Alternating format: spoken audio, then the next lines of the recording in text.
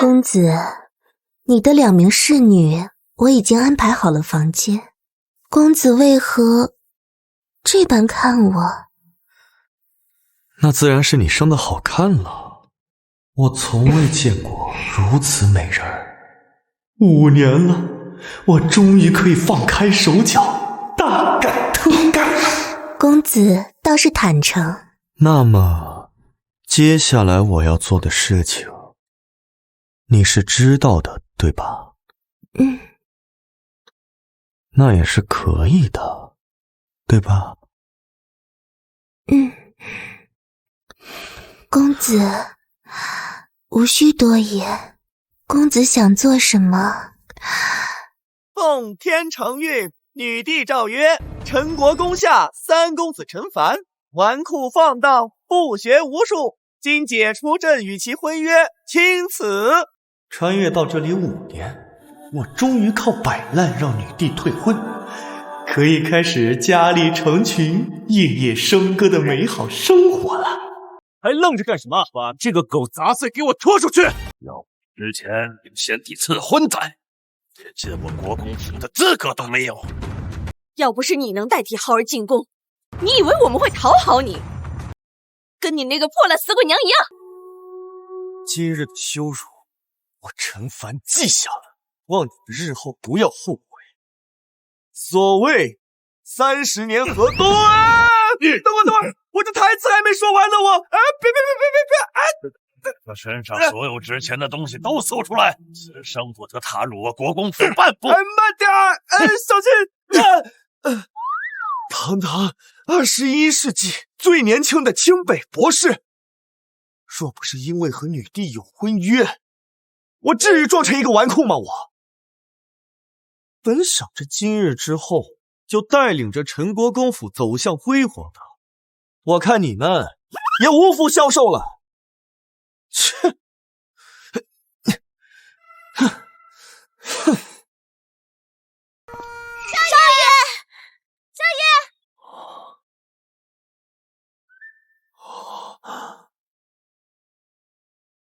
少爷，少爷，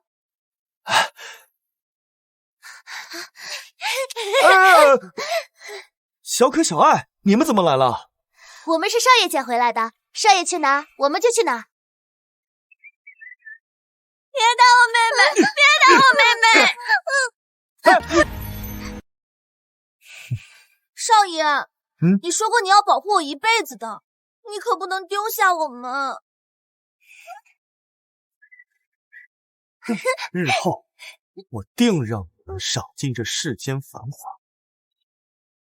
这个时代，我来了。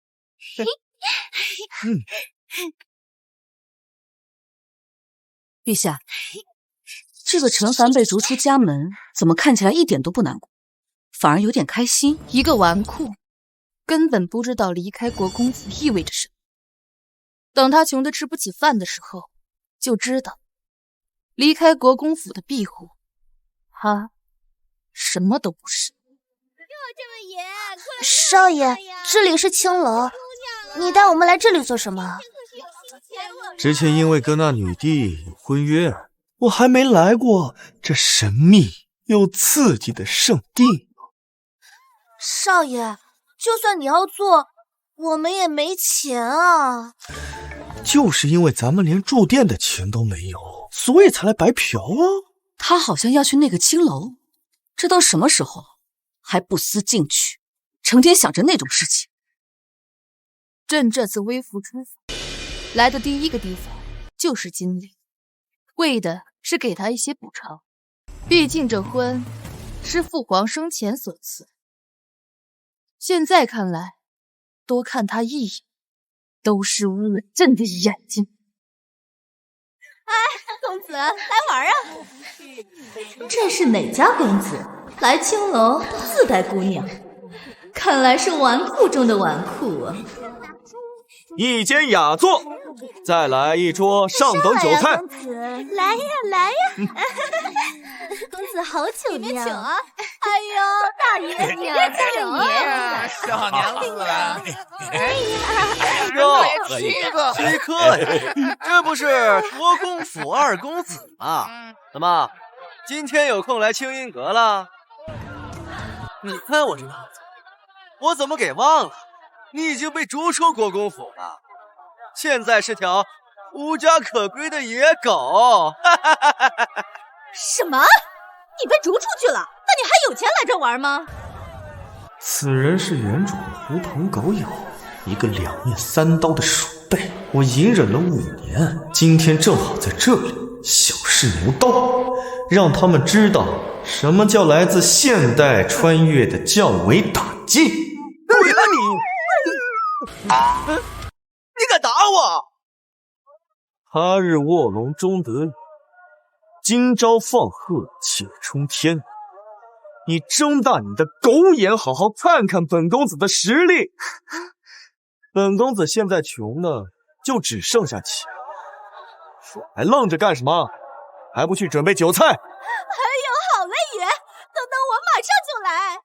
接着奏乐，接着舞。这便是传说中国公府的废材二少爷。他不但主动帮我解围，而且思路清晰，能言善辩，不似庸才。看来传闻也不能尽信。我们做的事不行，说的好像你会做事一样。你有什么资格在这装？在下初来清音阁，见得姑娘沉鱼落雁之姿，便心有所感，也想要辞赋一首，赠与姑娘。主要是能白嫖你1晚，解决住宿问题。哎，你们听到了吗？这个金陵第一大傻叉说他要作诗，真是笑死我了。林兄若是不信的话，那咱们打个赌便是了。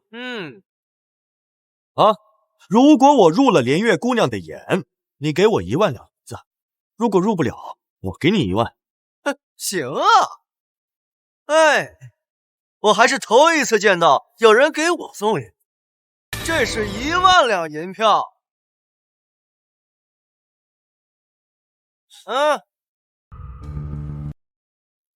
这么多人在这儿做见证，一会儿输了可别耍赖。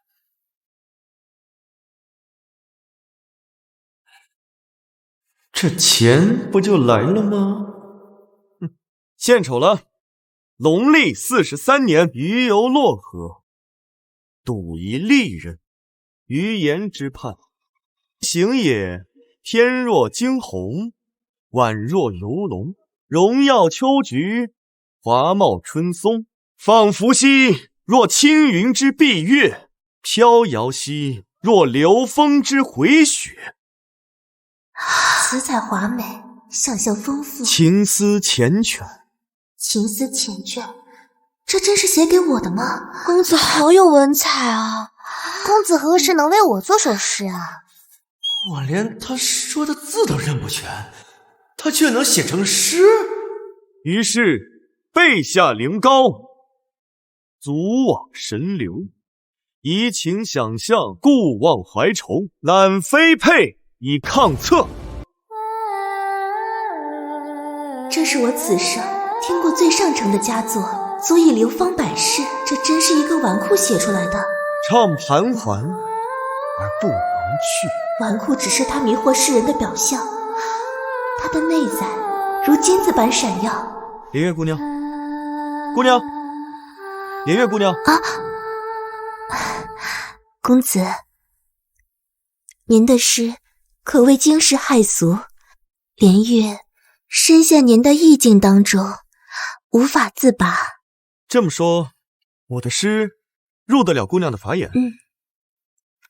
公子的诗深得小女子喜欢，小女子今夜愿与陈公子共度良宵。知道，原来公子说的白嫖是这个意思啊！可是有我们4个人，这怎么睡啊？小可小爱，收钱。好嘞，走。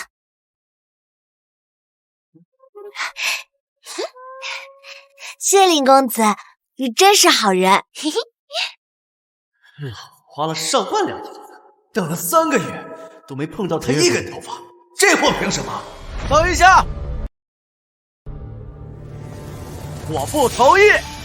哎，在座的谁不知道他陈凡就是个废物，之前文不成武不就的，怎么今天一下就能写出诗来了？哼，所以啊，一定是他抄的。我去，你个狗东西啊！哎，我就不作数，除非今天你再写一首，不然你就是抄的。好啊，做就做，但是你得加钱。加钱是吧？这是3万两。今天如果你再做一首诗，我就把这3万两都给你。但如果你做不出来，不但要刚才那1万两，还要再赔我3万，敢不敢？有何不敢？若你再反悔了怎么办？哼，反悔我是你生的。好，不过为了防止你作弊，这首诗的题目得我来定。既然诗是写给连岳父，以岳为主题，做一首诗，限时一炷香。拿枪！公子，刚才您的诗已是传世佳作，若要在这一炷香内做出同样的佳作，这个要求未免太过苛刻。陈公子，小女子既已答应你，不管你接不接受这赌约，今晚我都是你的人。我此刻感受到了姑娘的芳心，这心中啊又有所感。再做一首无妨。主要是这傻子的钱不拿白不拿。先把手给我撒开！待我先酝酿一番。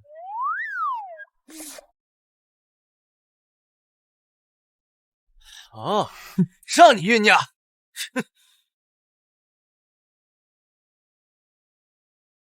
少爷，坐。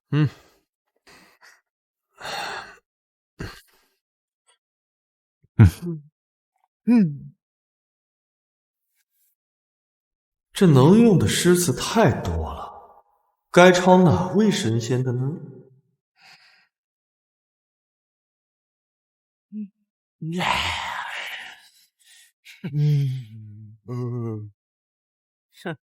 废物，时间已经过半了，该不会做不出来了吧？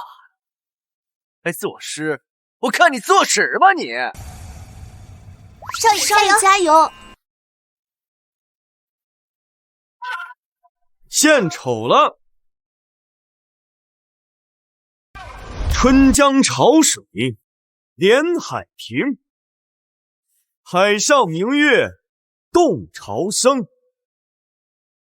江畔何人初见月？江月何年初照人？此时相望不相闻。陈公子大才，乃我平生愿逐几月华，若能得他的垂怜，刘兆君。此生夫妇何求？斜月沉沉藏海雾，碣石潇湘无限路。不知乘月几人归？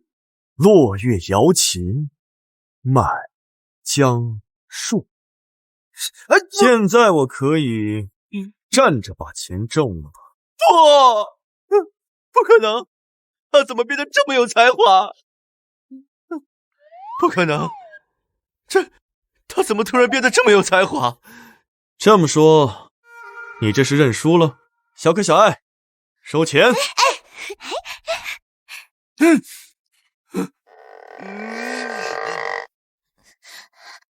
再次谢谢李公子，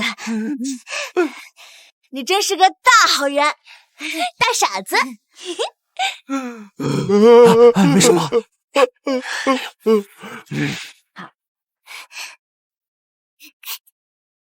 陈凡，你会写诗又如何？没有国公府的庇佑，我看你在金陵怎么立足。今朝有酒今朝醉，明日愁来明日愁。立足的事儿日后再说，用得着你这一个废物帮我操心啊？哼，这哪是反派啊，这分明是行走的信用卡。公子所言极是，那些事日后再说。现在，请公子随连月回房吧。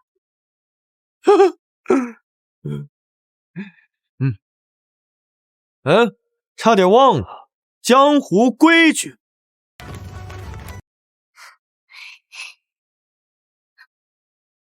走。今晚全场的消费由陈公子买单。好，谢谢陈。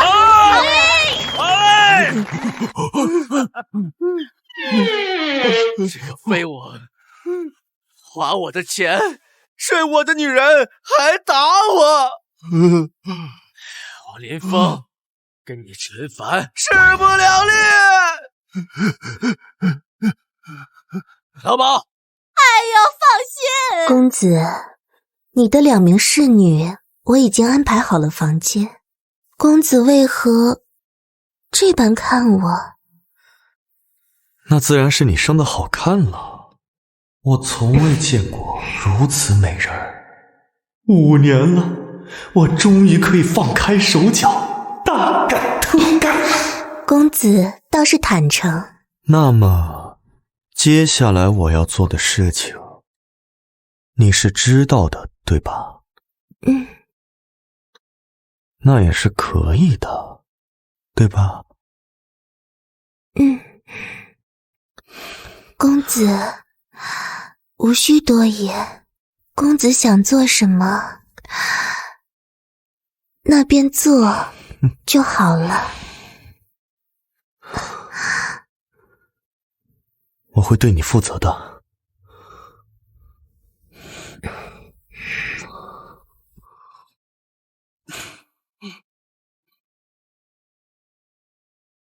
好诗，好赋。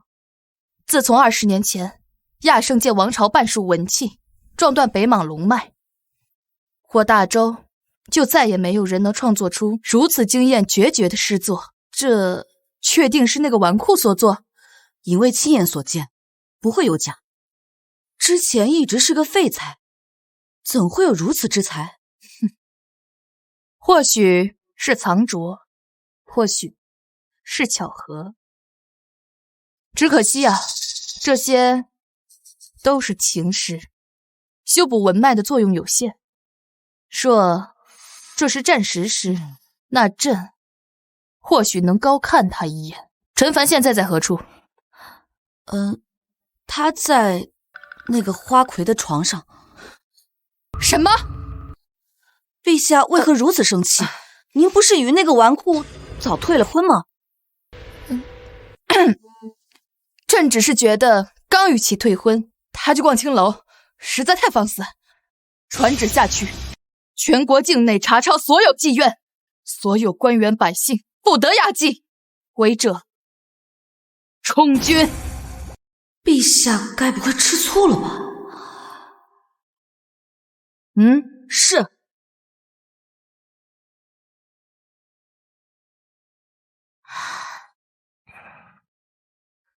如果能一直待在公子身边，该有多好。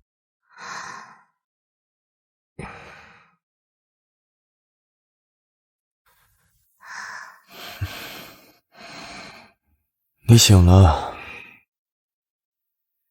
你怎么不叫我呢？公子昨夜操劳数次，奴家想让你多睡会儿，还想多看你一会儿。怎么，怕我走了？我说了，我会帮你赎身，便一定会的。可是公子，赎金很多。一个赎金能高到10万两。10万两！我去，这么多！不愧是精灵第一花魁，相当于前世的选美冠军啊！这银子都快赶上国公府1半身家了。小女子自知身份卑贱，便也不再敢奢求公子。哎呀，连月呀！哎呀，连月呀，快别睡了，官府要查抄青云阁，赶紧跑吧！啊！走走，快跑快跑！哎呦！哎呀！哎，今天早上也不知道怎么了，女帝突然要查抄所有的青楼，这不是我们青云阁的末日，而是整个行业的海啸啊！哎呦，这女帝天生克我呀！妈妈，那以后我还有我的那些姐妹们该如何是好？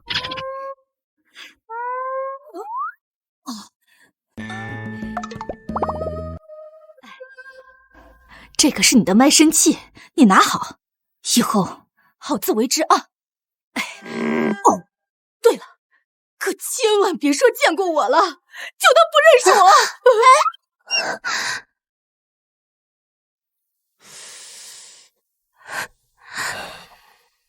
连月姑娘，日后你就跟着我吧，我以后肯定会好好对你的。昨晚白嫖了8次，事不过久，日后定要她过上好日子。连月姐姐，连月姐姐，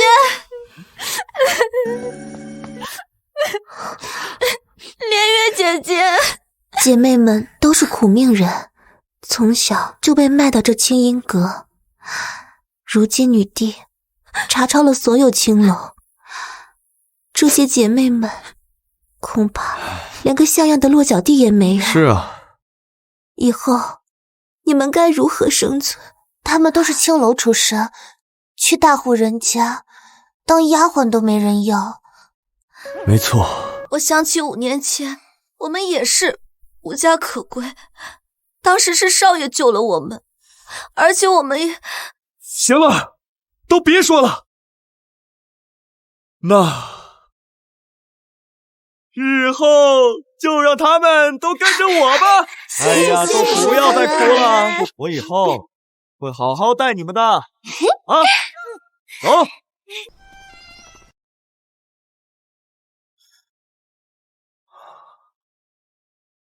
少爷，这栋宅子花了咱们整整3万两，其实不用住这么好的。我这个人呢，就不在乎钱，我只希望各位以后都跟着我吃香的喝辣的喽。嘿嘿，今日起，我便要正式开启我波澜壮阔的人生。走，进去看看。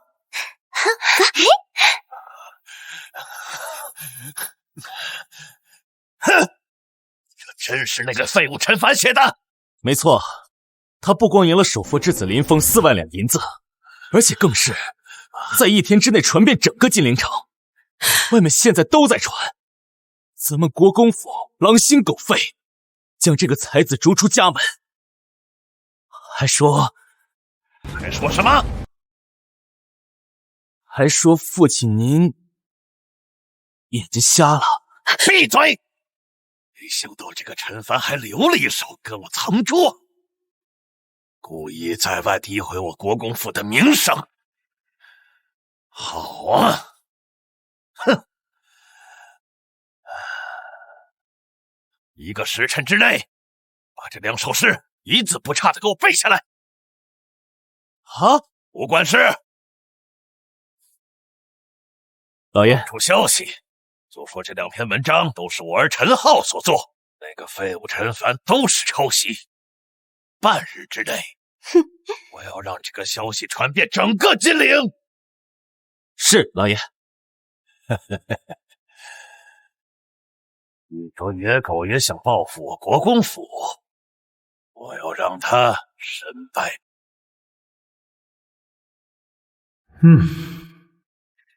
这几日我将这群娘子军进行了好干啊！他们就是我在这个世界崛起的初创团队。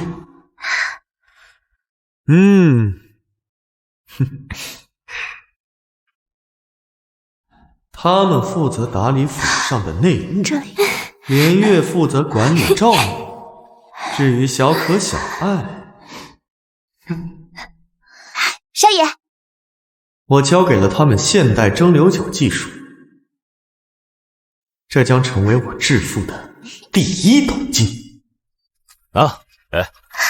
慢走。现在这市面上只有这黄酒，这种酒呢，味道寡淡，酒色浑浊。而我教给你们的技术是白酒的蒸馏技术，这种酒一旦批量生产，一定会在市场上大卖。而咱们今天的任务就是去采购粮食，当做原材料。是不是他呀？哦，你看看他，对，那个抄袭的。少爷，你看这些人。陈凡，抄袭狗竟然用抄袭的事来骗老子，还钱！抄袭？我抄谁的了？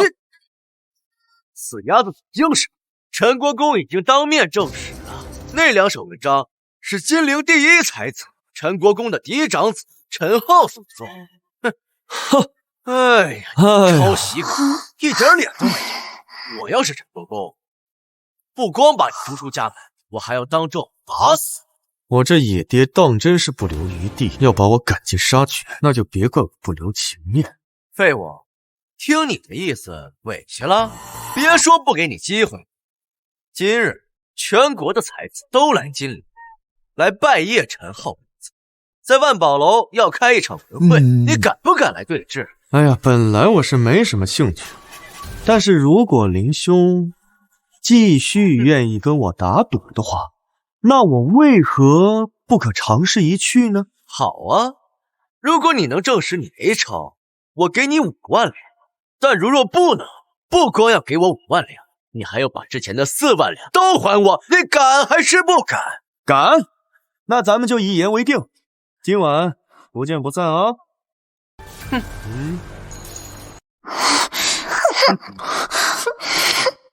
众筹钱快没了，信用卡真给送了，这哥们儿能出。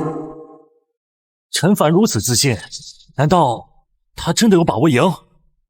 哎哥，你这再出去9万两了，那你爹知道了，不给你赌一大段？不可能！我之前输那2次，那叫放长线钓大鱼，那是故意输给他的。商人思维懂不懂？好啊，陈凡，看我今晚怎么玩死你！陛下，我觉得陈凡今日定是不敢来。陈国公亲口指认他抄袭，他怕是早已颜面扫地，连夜逃跑了。你觉得他是抄的？这个世子陈浩被誉为金陵第一才子，其名声不浅。而这个陈凡公认的废物，真相早已毫无悬念。朕倒是读过这个陈浩的诗集，除了昨夜的那2首，其他的都只是稍有文采。估计这件事情没有陈国公说的那么简单。哎，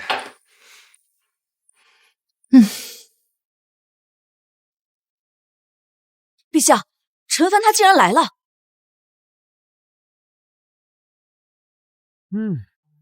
陈凡，你个抄袭狗还敢来啊？有脸没脸？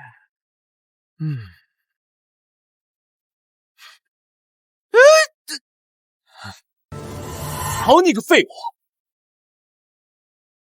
你已经被陈家赶出家门，族谱出名，还在外面用我的文章招摇撞骗，现在还有脸在这坐着，还不快滚！就是抄袭狗，快滚吧，快滚吧！不是说好了5万两，钱呢？哎，怎么，你个抄袭狗，当着陈大才子的面还敢叫嚣？我就算是带了5万两，你有一点面吗？不带钱让我来干嘛？哼，看你们俩狗叫啊！哎，走回家。哎，你给我站住！林兄，既然这个废物没有脸待在这儿，就让他走吧。他不走，万一真拿出证据来，我岂不是就露馅了？区区5万两，与我林家根本不值一提。姐，你可算来了，参见陈国公。诸位不必多礼，老夫只是正好路过，凑凑热闹。顺便提醒诸位，此子已被我逐出家门，休要被这败类打着我国公府的旗号给。之前家父将这个废物逐出家门，坊间对此颇有微词。现在大家都看到了，实在是这个废物东西品行不端，烂泥扶不上墙，所以家父才迫不得已将他逐出家门。哈，毕竟是贱婢生的孩子，同样跟我的浩儿一起长大，这做人的差距怎么就这么大呢？哼，怪就怪老夫当年一时冲动，哎，造孽呀！废物，我们陈国公一世英名，这脸呀，都被你这个野种给丢尽了。我要是他，我就一头撞死在这儿，哪还有脸活着呀？是啊，是啊，怎么还有脸活着呀？这个陈凡今天是注定臭名远扬了。陛下，你当初退婚的决定是对的，是朕高估他了。我们走吧。废物，你笑什么？须知少年凌云志，曾许人间第一流。你们这群道貌岸然之徒，一家子鸡鸣狗盗之辈，都有脸活着？本公子笑笑怎么了？须知少时凌云志，曾许人间第一流。好诗，才华卓绝，不逊于当年亚圣之姿。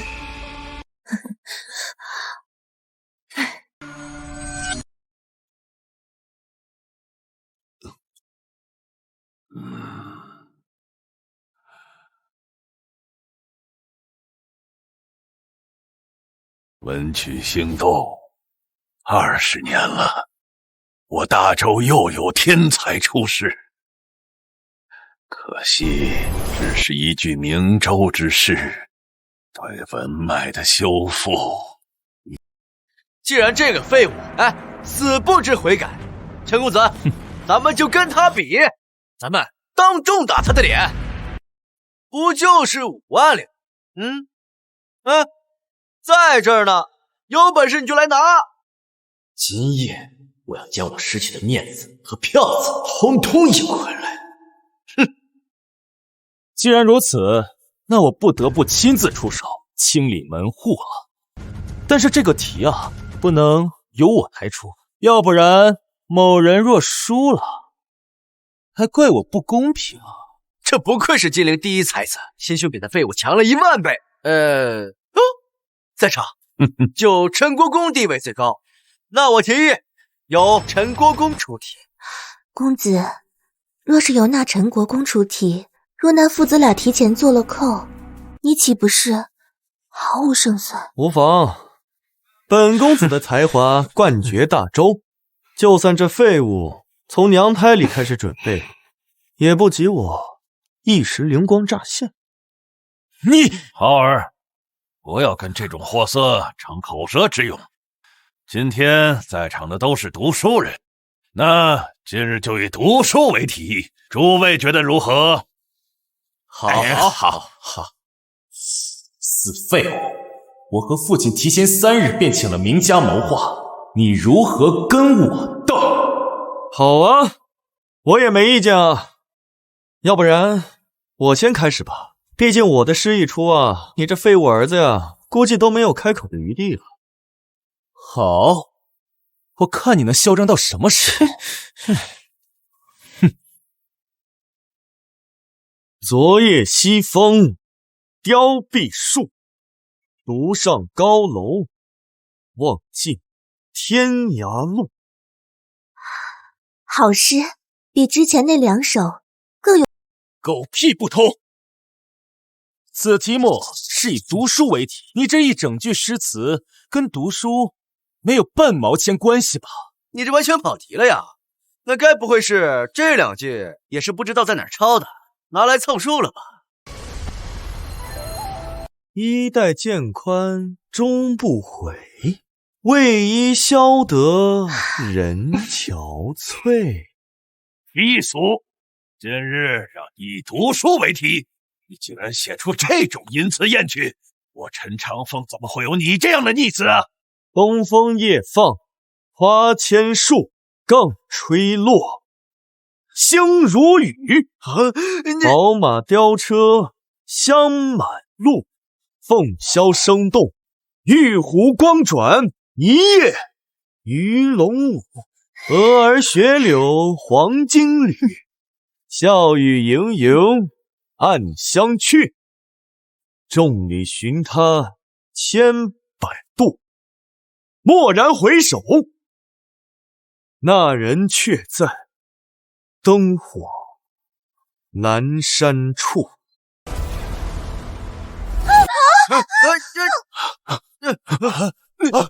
怎么回事？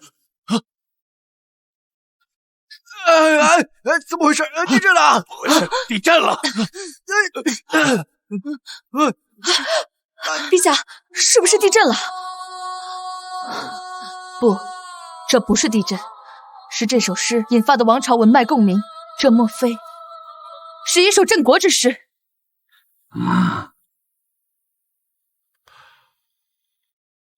镇国之诗，而且是鼓励文人学子勤学上进的劝勉诗。我大周有如此天才将士，我大周复兴有望。刚才的地震是文曲星动，陈凡做了一首镇国诗。什么？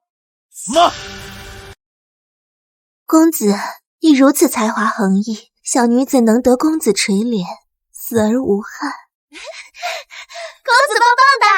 哎，洒水了。我大周自20年前亚圣陨落之后，从无出现过镇国诗。你敢说这首也是我抄你的？他说的呀。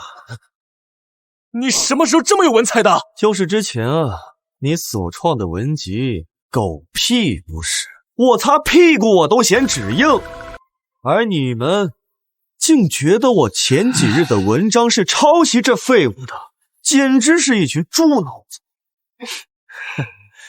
那么你呢？我愿称你为金陵第一大冤种。哈哈哈哈！小可小爱，收钱。再次感谢林公子，你真是金陵最大的好人。不可能，我不信！凭什么他陈凡就能做出什么镇国诗啊？哦，我懂了。这3句诗虽然一个字都没有讲读书，但都隐喻了读书的3种境界。这第一重，独上高楼，望尽天涯路，是指读书治学一定要有执着的追求，登高望远。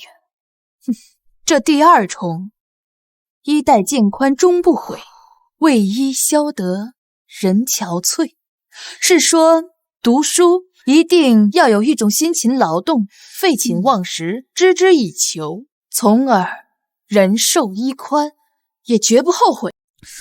我好像明白了一些。那第3重呢？这第3重，众里寻他千百度，蓦然回首，那人却在灯火阑珊处。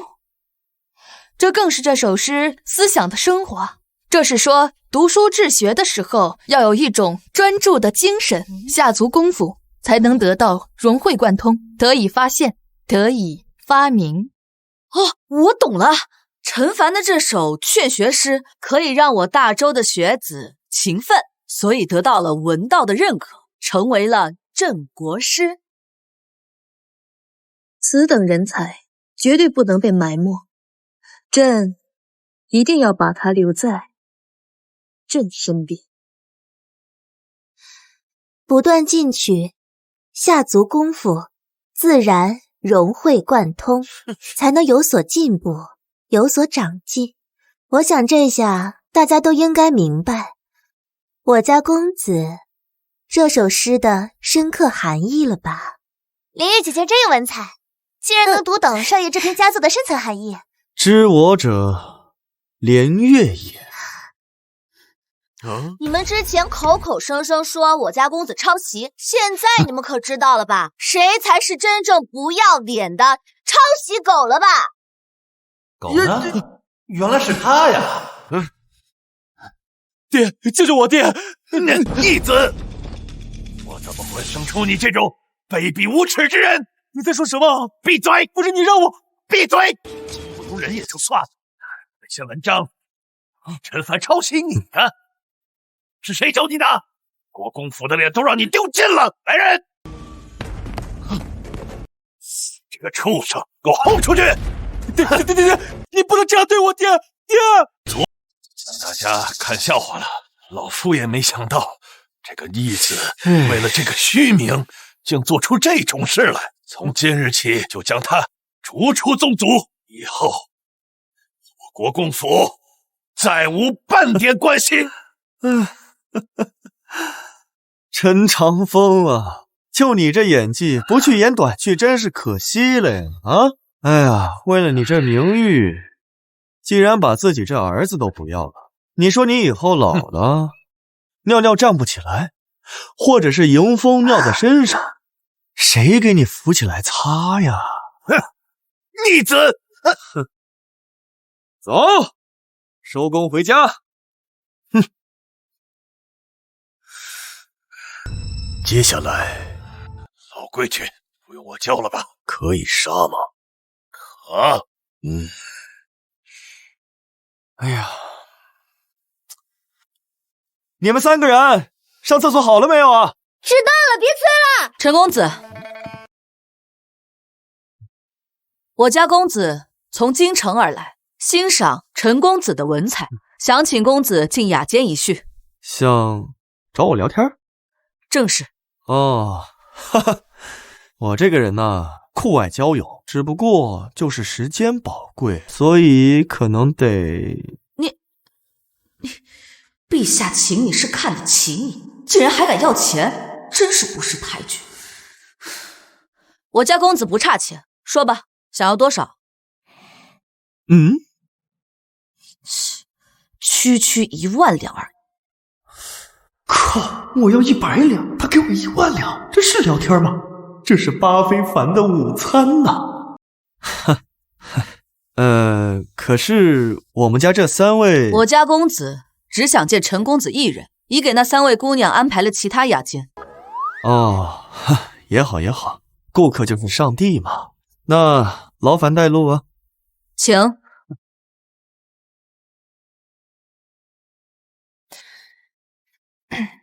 这人要么是女扮男装，要么就是个娘炮，看来是不想暴露身份。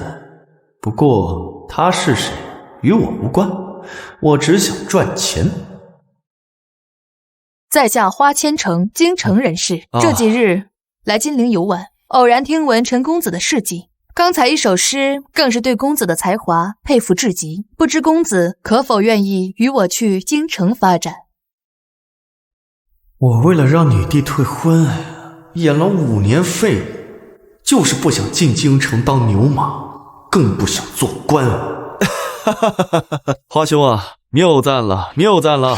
你听闻过我的故事，那想必肯定知道，我不光被女帝退了婚，而且还被逐出了这国公府。我现在就是一个无家可归、无依无靠的社会闲散人士。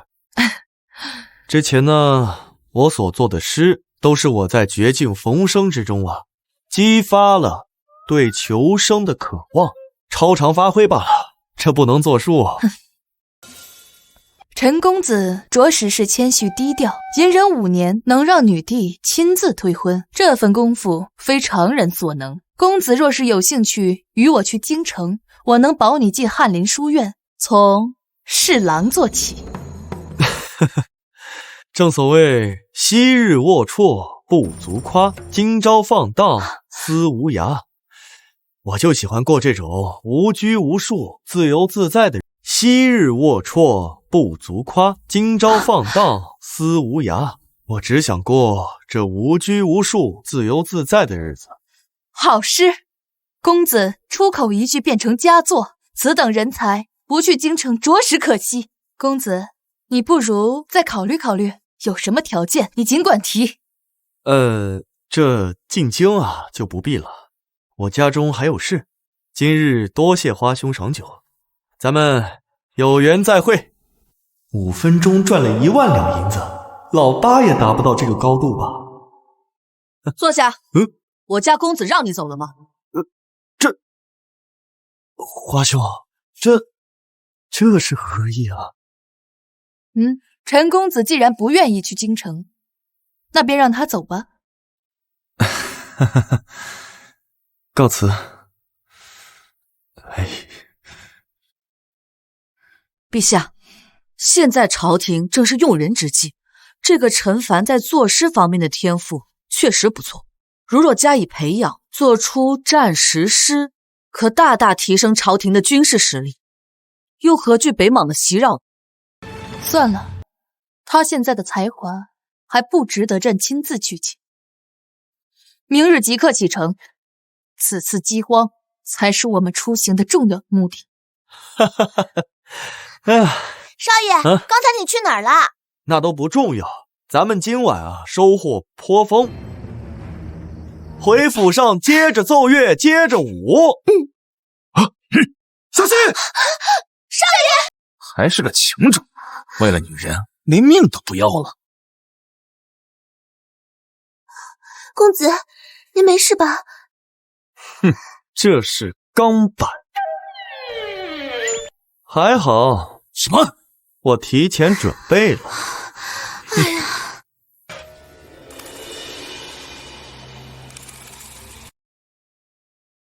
你这些花花肠子，在我奸无命面前不值一提。他是暗榜排名前100的杀手，杀你如砍瓜切菜。若是你答应我家公子的要求，可保你性命无忧。别多管闲事，把男女通杀！我这个人最讨厌的就是被别人威胁。死到临头还嘴硬，难不成这家伙还会武功？你过来呀！废物，找死！人！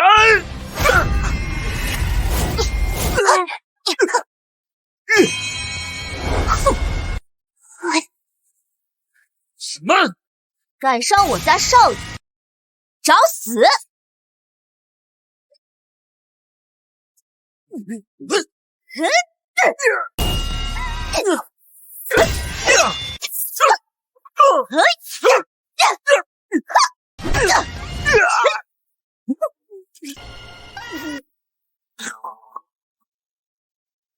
你们会武功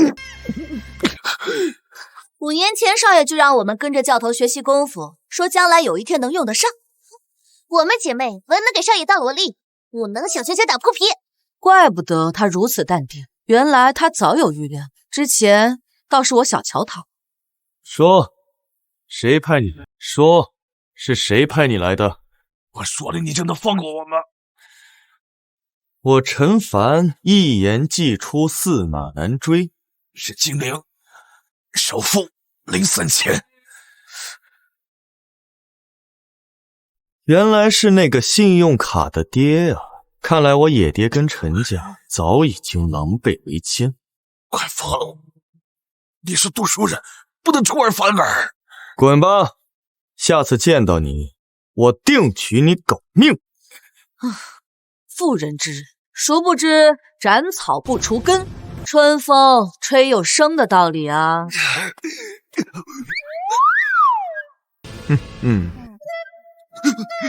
刚才，我们又见面了。你们想干什么？小拳拳吹起胸膛！你们不讲我的！少爷的话你也信？白痴，白痴！还能这样？行了，别吃瓜了，这月黑风高的，小心着凉了，后会无期。哼。也不知道女帝退婚是对还是错。唉。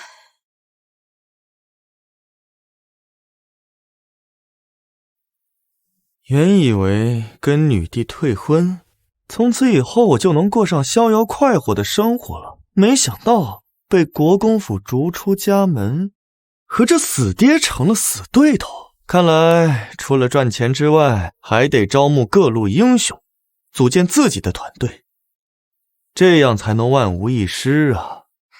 少爷，不是你们来干？连月姐姐说今晚不方便伺候少爷啊，所以让我们姐妹不是来伺候少爷沐浴。别，我自己也可以啊，不用了。少爷之前说我们还小，一直不让我们伺候，现在我和姐姐已经长大了。啊？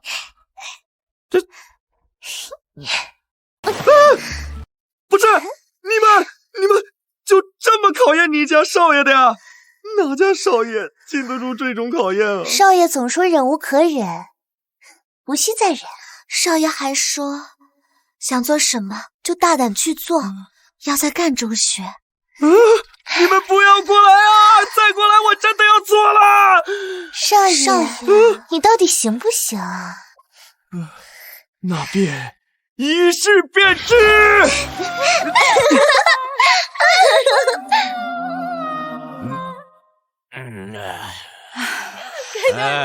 行行好啊，给点吃的吧，行行好，行行好吧，求求您了，早点没钱吃什么饭？行行好吧，吃的吧，求求您我们都饿得受不了了。是啊，你没事吧？给乡亲们发馒头。谢谢大人。别急，大家都有。好吧。别急，都有。少点。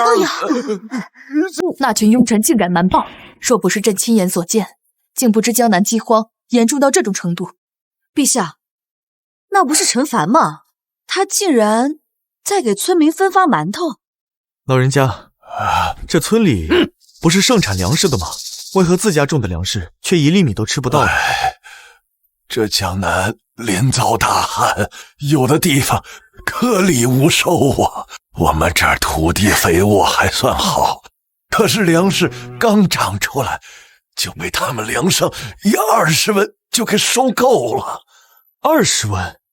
那你们为何不自己拿到镇上去卖？至少可以卖50文呢。粮商带着恶霸来，你不买给他，他就打人呐。那您为何不去报官呀？报官？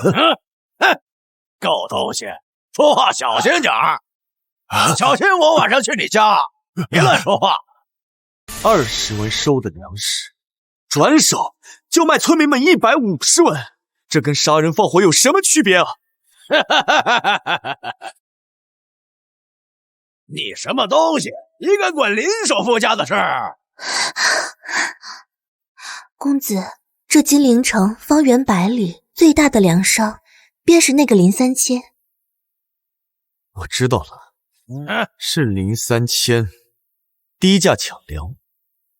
陈长风勾搭官府，在这大灾之年发国难财是吧？咱正好买粮要酿酒路过此地，那既然碰到了此事，就得好好跟这2个狗东西玩玩。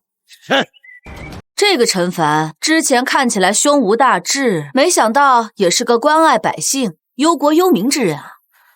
哦，你不是之前一直看不起他吗？怎么也变了？我哪有？我就是对他有一丝丝好感而已。公子，这话可不能乱说。首富林家和国公府都是我们平头百姓惹不起的。小娘子说的对，就凭你也敢跟林府叫板？哼，简直不知死活呀！惹不起呀！我与林家和陈长风已结上了梁子，不管我招不招惹他们，他们都会想尽办法对付我。更何况是发国难财，丧尽天良。这次我不只是找他们，而且要让他们破产，身败名裂。可是少爷，凭我们几个根本不够啊！是啊，乡亲们，这些钱你们拿着。来，老人家。哎，谢谢。我向各位保证，江南饥荒，朝廷和女帝解决不了，我陈凡1个月内给大家解决。我保证，人人都有粮食吃。快谢谢恩人！谢谢恩人！谢谢恩人！谢谢恩人！谢谢恩人！谢谢恩人！谢谢恩人！谢谢恩人！谢谢恩人！您可否给我找一支笔，还有一块木板？好，快把笔和木板拿上来。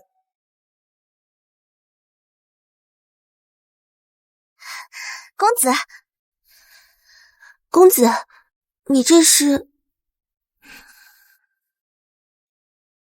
昨夜入城市，归来泪满襟，遍布罗绮者，不是养蚕人。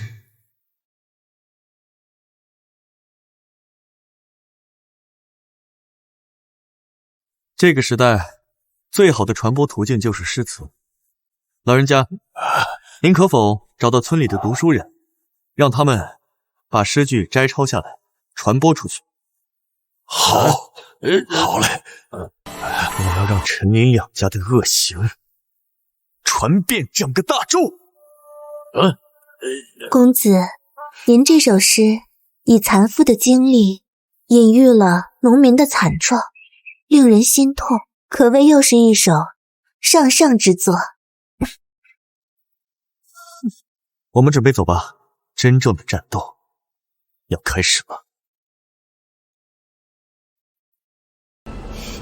这个混蛋竟然敢说朕无能！陛下，这个陈凡会不会真的有办法解决饥荒呢？哼，说说罢了。江南饥荒，满朝文武都束手无策，他一个纨绔能干什么？不过朕倒是对他刚才乐善好施的举动很是赞赏。走，去他府上看看，看他能有什么办法。爹，我知道错了，您别把我赶出国公府了，没有你，我怎么活？是啊，老爷，浩儿的腿都被你打断了，他知道错了。哼，知道错了有什么用？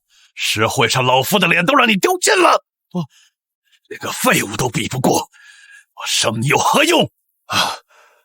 国公请息怒，那陈凡他不是废物，能做出镇国之师的人，恐怕过不了多久便会得到朝廷内部的重视啊。所以在这之前要做什么，就不用我说了吧。之前派去的杀手都是废物，实在不行，就让那边的人动手，务必除掉陈凡。上次是我小瞧他了，下次绝对不会留情。不过，眼下我们赚粮食的钱才是首要的任务。多亏老夫之前有先见之明，让你们提前抢购粮食。不过，现在150文一担太便宜了，明日就涨到160文。这老东西比我还狠。是。另外，除掉陈凡，不用再等时机了。老夫现在想到那张脸就烦。对，我恨不得将他千刀万剐。林首夫，你找人把他抓起来，打到半死，最后一刀一定由我来捅。我要让他生不如死。啊，花兄来了。陈公子，在下不请自来，陈公子不会不欢迎。哪能不欢迎？你可是继信用卡之外我的备胎提款机呀！小爷我现在正缺钱呢，哈哈哈哈！怎么能不欢迎呢？欢迎还来不及呢！来，走。雪影姑娘，你要说什么？我说你这个宅子不错啊。那以后喜欢呢，就当自己家啊！走，走。上次花兄请我喝酒，这次我请花兄来尝尝我酿的新酒。来，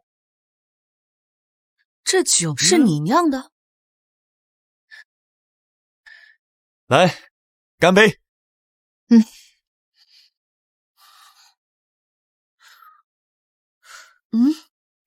为何如此清澈？这是白酒，是好东西。冬雨已逝，桑榆非晚。休对故人思故园，且将新火试新茶，诗酒趁年华。来，干杯！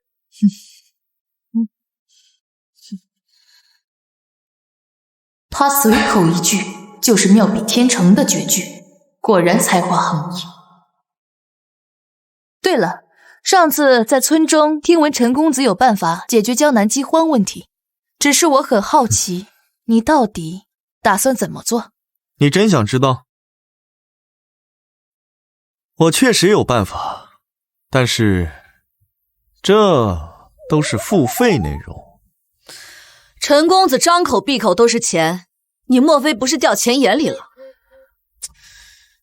只要能解决问题，钱不……此话当真？君无戏言。什么君无戏言？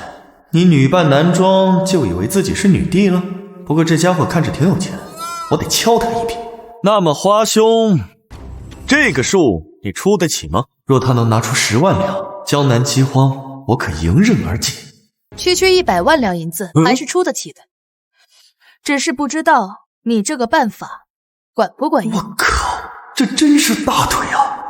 看来我得紧紧抱住。办法当然管用了，只要花兄拿得出钱，我保证这1个月之内解决江南饥荒，而且还能保证这饥荒解决之后，我和花兄还有的挣。你莫不是也想发国难财？哎，雪影姑娘，你可小瞧我了。我虽然喜欢坑人，但是从来不坑穷人。我要挣的是陈长风和林3000的钱。你到底有什么办法？别卖关子了。这办法呀，说来话长了。咱们今日啊，喝酒就不聊这个了。一声大笑能几回？斗酒相逢须醉倒。来，干！干！干杯！这酒还真好喝。来，再来。来，花兄。来，我们不醉不归。不醉不归。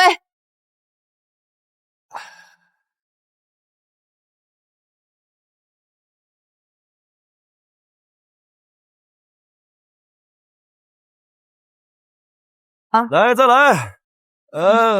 五魁首呀，666呀，8匹马呀，输了，你输了啊！来，再来，谁认输谁是小狗。来，五魁首啊，666。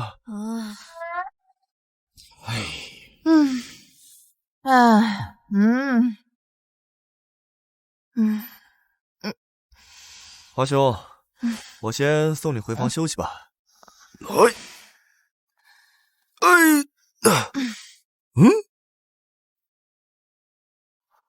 用料还挺扎实的吧？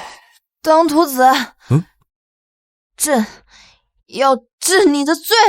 朕？好家伙，这家伙莫非是女帝？不可能，这女帝躲我还来不及呢，怎么会主动找我？估计是看女帝不爽，起了反叛的心。兄弟两人，什么醉不醉的？我看你是喝醉了。都是兄弟，你摸我一下，我摸你一下，这不是很正常吗？走，来，喝了多少啊？这小酒量。少爷，你是不是早就知道他女扮男装？灌醉他，小爷跟他睡。这男人婆有什么好的？你都有我们3个人了，这才几天又喜欢别人，少爷最坏了。哎呀，你也吃醋了？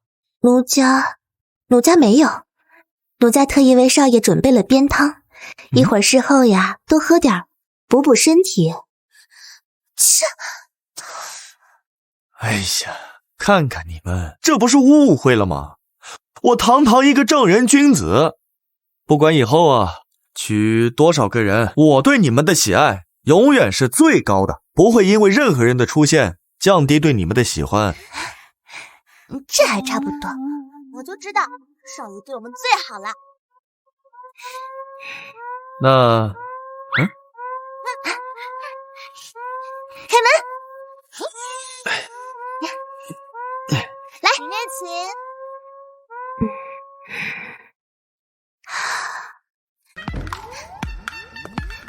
小可、小爱，你们不觉得刚才少爷那句话是病句吗？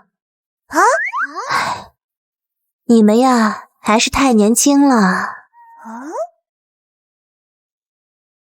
哎，慢点，来坐。哎呦，来，慢点。哎呀，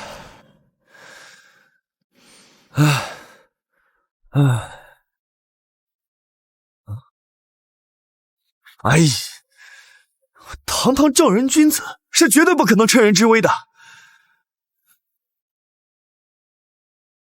而且你是金主呀你！告前守则第1条就是绝对不可能与金主发生关系。那我就只能帮你把衣服脱了，让你睡得舒服点。系得这么紧，这防谁呢？哎呀！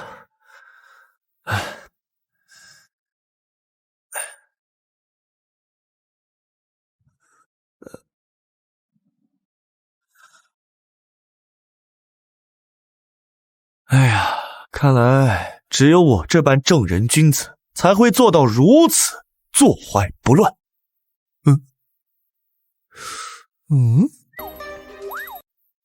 坐怀不乱，挤出奶了，竟如此香甜。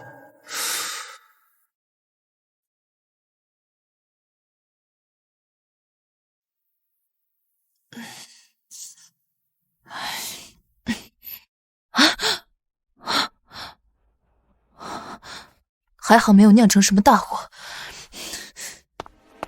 陛下，陈凡有没有冒犯你？我去宰了他。放心，即使朕喝醉了，他也无法近我的身。他一定发现了你是女扮男装，以他好色的脾性，怎会无动于衷？对啊，他为什么没有碰我？难道他是觉得我没有魅力？怎么感觉陛下好像很失望？这个陈凡，除了歌词诗赋上有一定造诣，其他一无是处，根本入不了朕的眼。这次是让他来解决江南大计，他若处理不好，朕定治他的死罪。公子，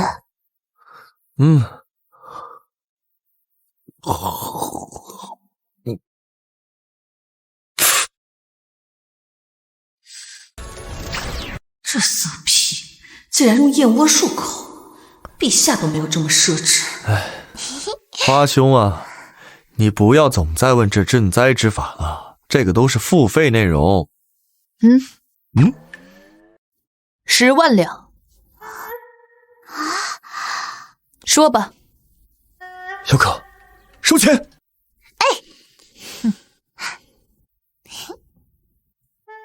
哎呀，华兄，你放心，只要钱到位，危机全干碎。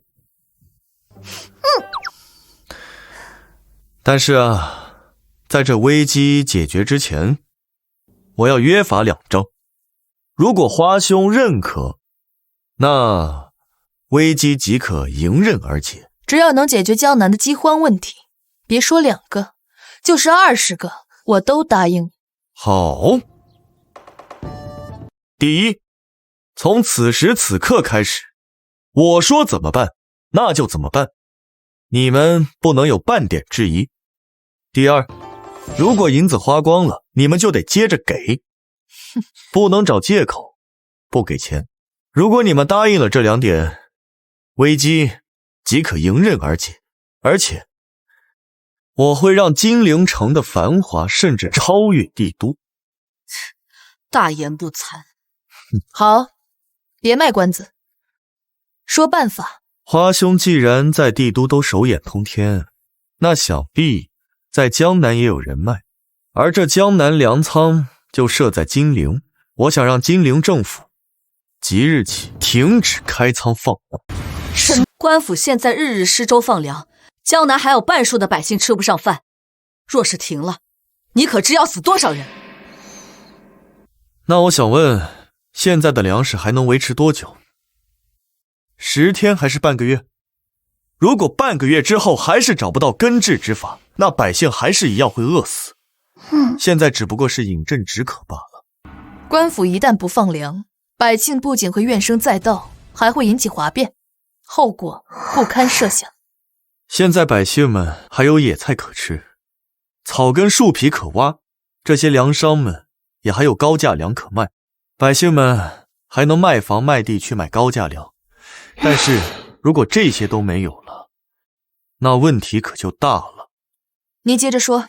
我想让金陵政府放出消息，就说1个月之后，在金陵的夫子庙里举办灯会、诗会以及赛龙舟等活动，我会拿出1万两银子，最终赏给夺得头盔的那个人。荒唐！百姓现在都吃不上饭了，还要将银子花在无用之处。我纠正一下啊，是江南百姓吃不起饭，其他省份收成还尚可，而我要吸引的就是这些外省的人。我可以答应你，但你要给我一个说服我的理由。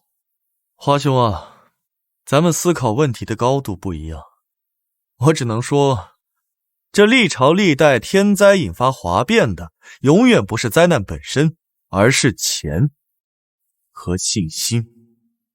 虽然他的办法听起来与赈灾毫无关系，但我为何还是想相信男子？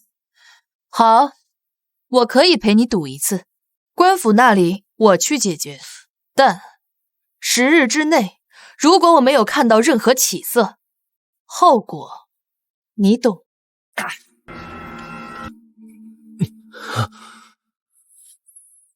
大当家的，那陈帆身边有高手啊，我们这次上山就是想请您派人下来弄死那个废物。讲话呀，就你们找来别胡着，他会杀人呐！把这钱把抵给我，真他妈上套！行了，我亲自下山去走一趟吧。这北莽话也太粗鲁了，你们能听懂吗？这除了动词、脏话、重复语，大意就是他会出手。大当家的，您是北莽人，口音比较重，这容易暴露啊。我也没有口音的，没有。扯不扯？柱子呀，来了！你整点人手，下山干那个小逼崽子，直接弄死啊！整不明白，回来看看我怎么收拾你。好，这点小事包给我，放心吧。敢说话全弄死，鸡蛋黄都给咬散了。球员给他弄成2半。我怎么听这兄弟的口音比你还重？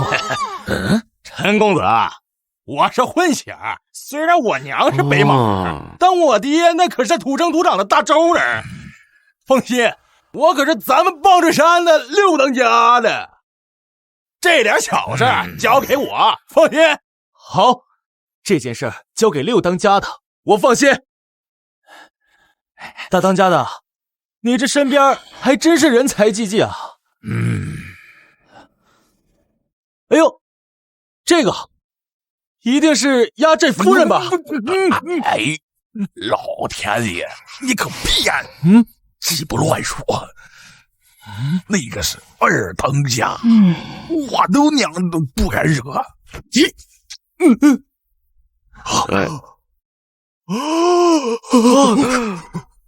哎妈呀！有大当家的人吗？陈凡这废物，他死定了！实不相瞒啊，我对这赈灾很有信心，但是对这个我的安全很没信心。自从那个陈长风狗东西上次失手了之后，他肯定会再次找人加害报复于我。你要是答应我家少爷的要求，我可保你性命。这怎么还趁火打劫呢？连月，你帮帮我呀！你看我现在出什么样了？少爷，连月怎么跟那个男人拉拉扯扯的？放开我！少爷，帮不了你。连月怎么跟那个男人拉拉扯扯的？你看我这张脸，我靠，这不会是顶级帝王绿吧？放手！求求你了，哥都被打成这样了，你也不忍心吧？就一次，哥，我妹妹，你就再帮哥最后一次。公子，哎呀，你就是妹夫吧？感谢你大恩大德，把我妹妹解救出来啊！原来是哥哥呀，白高兴一场。哎呀，就是他把你卖到青楼的。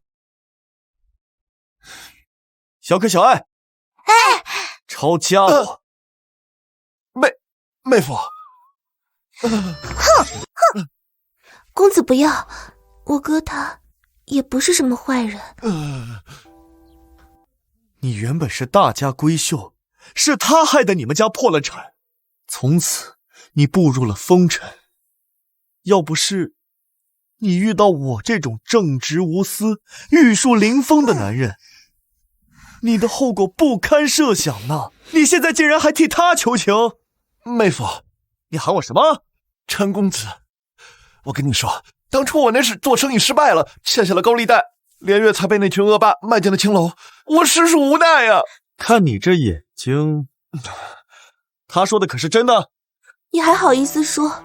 当初你说你想到了一个绝妙的生意，结果呢，是与土匪同流合污，在商道上开客栈，可那客人都被土匪劫走了，你也被官府抓去，说你和土匪混在一起。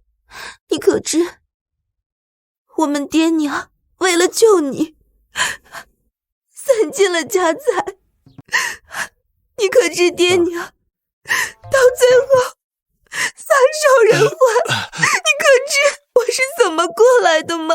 好在后来我遇到了陈公子，你竟然和土匪合伙做生意，人才啊！妹夫，你也觉得这门生意是不是绝好的啊？我跟你说，当时要不是我看错了一个合伙生意人，他背叛了我，现在这门生意已经开遍大洲各处了，真是可惜啊。那第二次呢？你非要取那北莽之兵拉到江南来卖，可是物品到这儿已是6月，兵化成了水，你赔得分文不剩，我只能被迫卖去青楼。哥，你哪有半点做生意的头脑呀，哥？我去！别哭了啊！大舅哥有点东西啊！当时要不是北莽背弃盟约，与大周突然开战，让我耽误了行程，不然的话，我怎么会生意失败了？是吗？是啊，不过没事啊。这些年我虽然生意做失败了，但是我这些年没白忙活呀！我认识了很多江湖好汉，他们都愿意跟着我干。我介绍给你们认识认识。哥哥们，出来吧！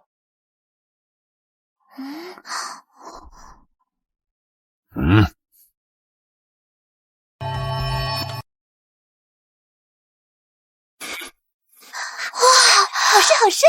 正愁没保镖呢，这高手不就来了吗？嘿嘿，妹妹，听我给你介绍一下，这位是鲁智兄弟，曾经可是提辖，因不满恶霸横行乡里，失手将其打死，现在流落江湖。哎呀，鲁大哥，我是听闻你的故事长大。这位是武二郎，因其撞破了嫂嫂及贼人通奸之事，失手打死了贼人，现在也是武家口。哎呀，二郎哥，咱们相见恨晚呐。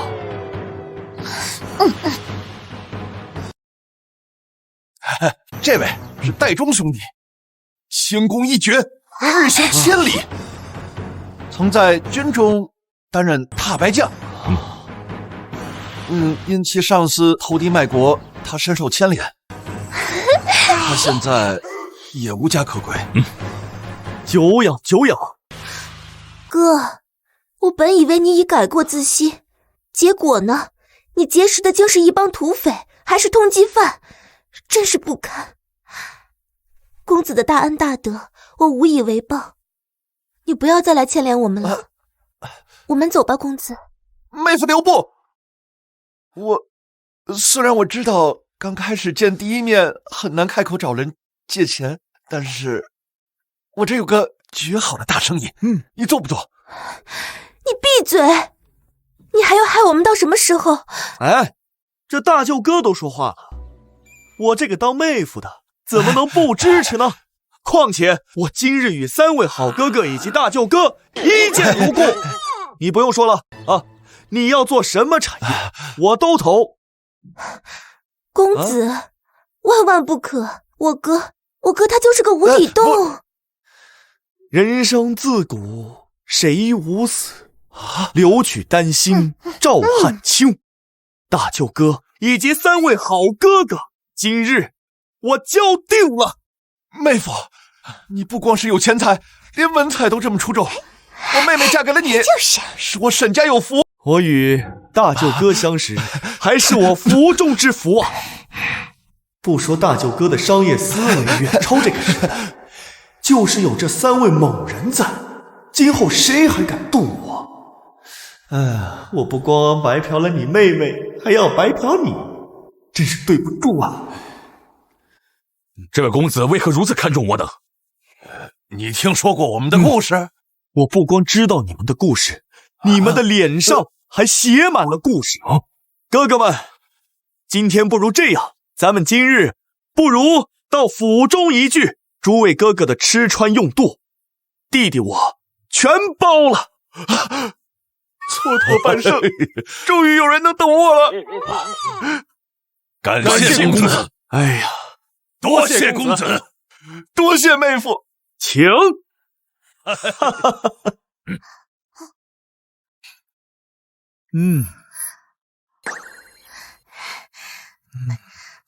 少爷，连月已经按照你的吩咐去找那些青楼失业的姑娘，去开设陪游店铺去了。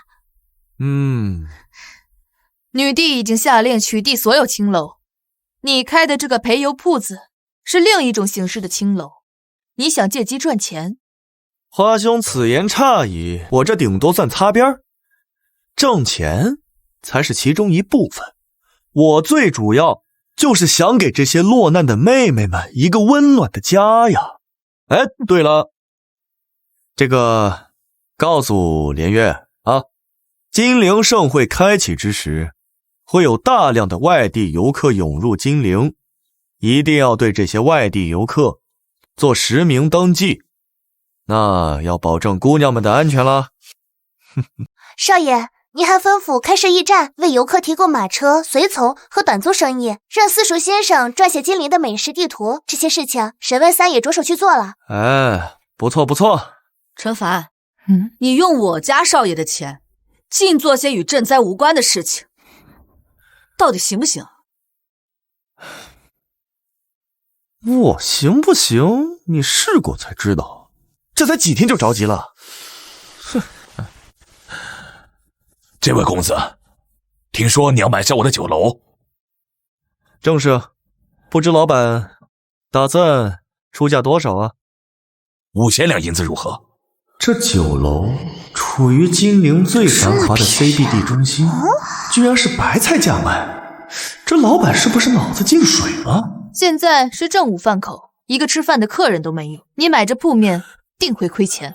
哎，华兄，这你就4000两，不能再低了。若是公子还想买，我把店里的所有东西都留给你。成交。陈公子，好心提醒你一下，自从对面这个林家酒楼开了以后，你看我这酒楼啊是一点生意都没有。他们7横8竖，还撬了我的厨子，还强行揽客，我是实在坚持不下去了，才低价转给你的。你呀，好自为之。多谢提醒。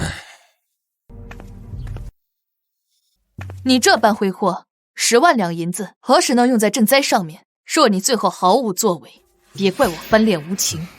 我看你啊，除了会做几首诗之外，其他方面一无是处，经商之道更是一窍不通。哼，哎呀，我听说，有个白痴把这间酒楼盘下来了，这明摆着亏本的生意。也不知道是哪个傻子接盘啊！要我说呀，这废物就是废物！哎，当初怎么骗的我的钱，我就让他怎么给我吐出来！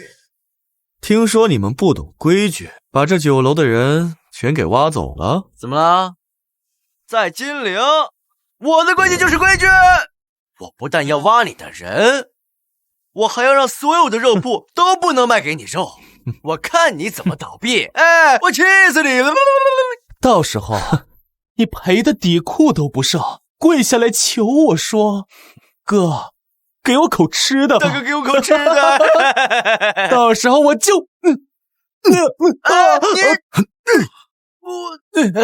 敢打我！怎么回事？怎么回事啊？打起来了！一个大脑发育不全，一个小脑完全不发育。我看你们俩呀，是智障人士的份上，就离我远点，要不然我就……他俩的爹作死，我必须除掉。至于他们的死活，就看他们今后的表现。你们有什么手段，都使出来。我敢保证，不出3日，这酒楼就会成为全金陵最火爆的酒楼。敢不敢赌一把？有何不？不可能！我林某人与赌毒不共戴天，哎，我就不跟你赌。不过，就凭你，也想跟我林家酒楼比？哼，简直痴人说梦！可惜啊，信用卡也有刷爆的时候。那便走着瞧吧，小可小爱。找个木匠，做个金字招牌，就取名为海底神捞。好名字！哎，都给我听好了，从今天开始，谁家的肉铺要是敢卖肉给陈凡，就是与我林家与国公府作对。哼，这回我看你拿什么跟我斗。那咱们拭目以待。我们走。哎，走吧走吧。哎，算了。哎，走吧，回家吃饭去。哼，棒槌山的六当家已经出手了，这个废物怕是活不到那一天啊。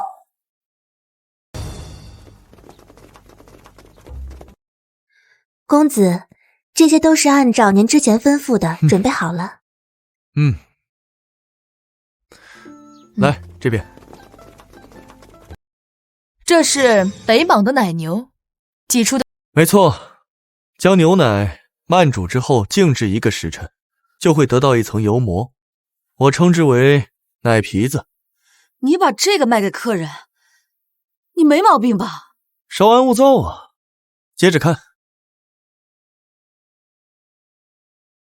这是黄糖，为何颜色如此透亮？这是我将公子教我的方法对黄糖进行了提炼。公子说这叫冰糖。这个冰糖确实比黄糖好吃多了。你这个糖怎么做的呀？要是大批量上市，肯定比黄糖卖得好。将黄糖制成冰糖，拢共分4步：溶解、提纯、浓缩、结晶。我说了你们也听不懂，负责吃就行了。林月，麻烦你安排找人，把这奶皮子切成块，再加上山楂以及梅子，辅以冰糖串制成串。我起名为奶皮子糖葫芦。这就是我们酒楼的第1个产品。接着看，来看这个，这是油，准确的说是菜籽油。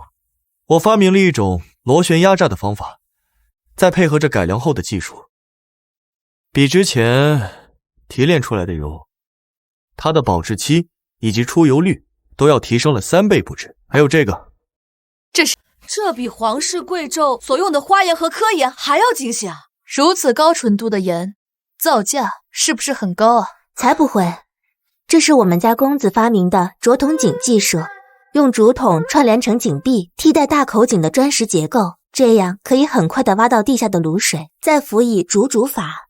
这样出来的精盐啊，可比咱们普通百姓吃的正盐还便宜不少呢。他不光诗词造诣不凡，随手发明的东西也令朕叹为观止，真乃奇才也。我承认这个发明呢确实不错，但与赈灾有什么关系啊？百姓连饭都吃不上，要你这些东西做甚？有时候直接的方法行不通，我们就得曲线救国。你们且看这星星之火如何燎原。别急，大家别着急，给我一个，大家别着急啊！给我一个，我也要一个，慢慢来，这是我们新品，都有，这个，我也要，每个人都有。来一个，这个是我这个，别光买这糖葫芦，是啊，来，陈凡这狗东西，下次还来，也不知道从哪儿弄的法子，研制出奶皮子糖葫芦，卖那么贵，1贯钱1颗，这么多人买，哼，这些人脑子都坏了吗？好起来了吧？那个是什么？好吃吗？尝尝。拿来呀！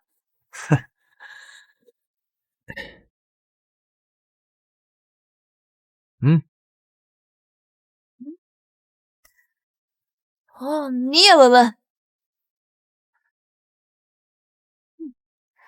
我要那个大，这个吗？好，来，给你。哎呀，我也尝尝。别误会，我只是想了解这东西的弱点，从而击败它。极品啊！你来一口。又香又辣，你说回味无穷啊！这玩意儿，这东西真是好吃啊！之前没见都是小，有点辣。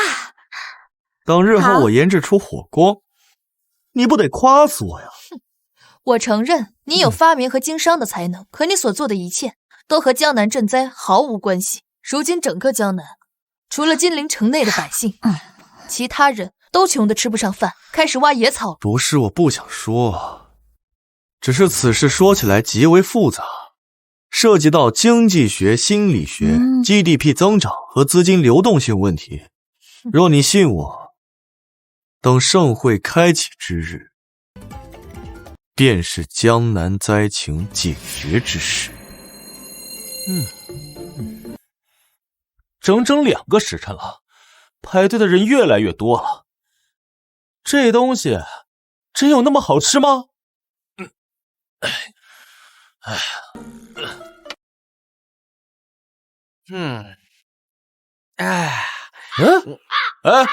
过来尝尝，咱说这小王八羔子做菜还真有点东西啊！他是怎么做出来的？究竟还有谁敢卖给他生肉啊？哎，哪有什么肉啊，都是什么没人要的下水之类的。谁知道那废物脑袋怎么想的？你说，还能变废为宝？你看看，不是我说林兄啊，咱的嘴就那么馋吗？我现在看这畜生挣钱比杀了我还难受。哎，放心吧，六当家的都裁好点了，今晚就动手，他必须死。那还差不多，尝尝吧。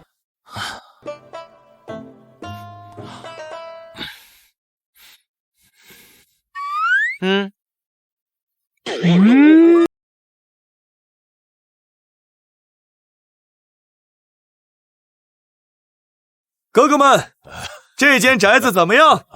好，真好。这宅子得多少钱，妹夫？这不重要，这是我送给哥哥们的啊！我与哥哥们一见如故，好兄弟嘛，自然要同甘共苦，共患难。那我这个人呢，酷爱交友，以后哥哥们可以在此地招募更多的好汉，名字我都给各位想好了。聚义厅，好名字。如今以后啊，这里就叫做聚义厅，哥哥们只管练好拳脚，吃穿用度，弟弟我全包了。好，此生能结识陈贤弟，我52纵使赴汤蹈火，也在所不辞。俺也一样。有了这一群好哥哥，别说踏平国公府，就是女帝跟我呲牙，我都敢造反。对了，妹夫，之前你让我装订了1000份诗集，在江南各城镇的书店卖，我觉得这诗集能火，只是运输调度是个问题。我打算在各个书店间建立联络网，然后再由信鸽传递，最后由戴忠训练一批腿脚快的兄弟运转货物。只是这事做成尚需一些银钱。这不就是快递公司吗？快递公司？大舅哥，此项产业不管多少钱，我投了。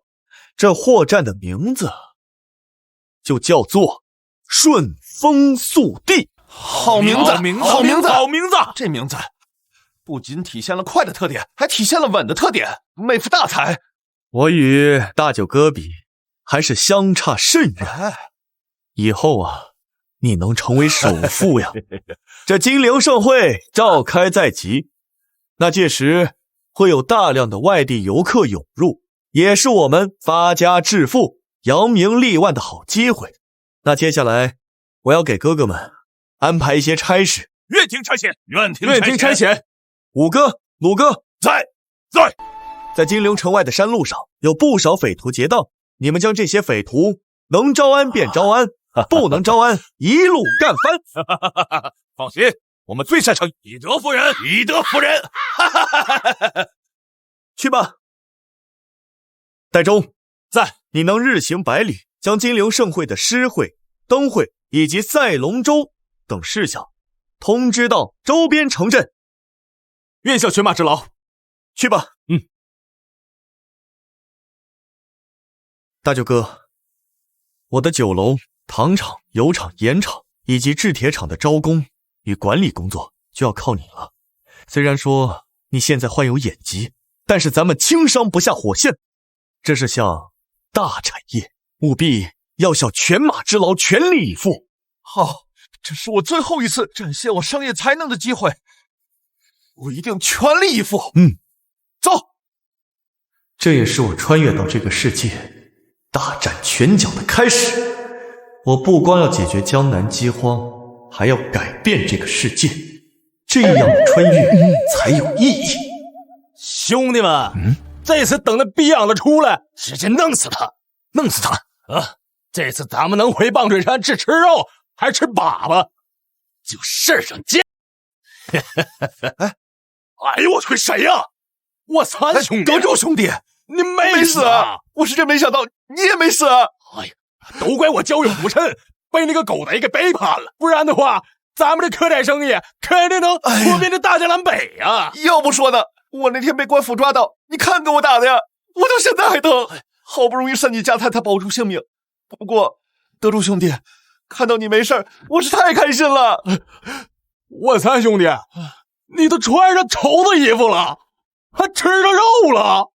哎，此事就说来话长了，我领你进去，为你引荐一位贵人。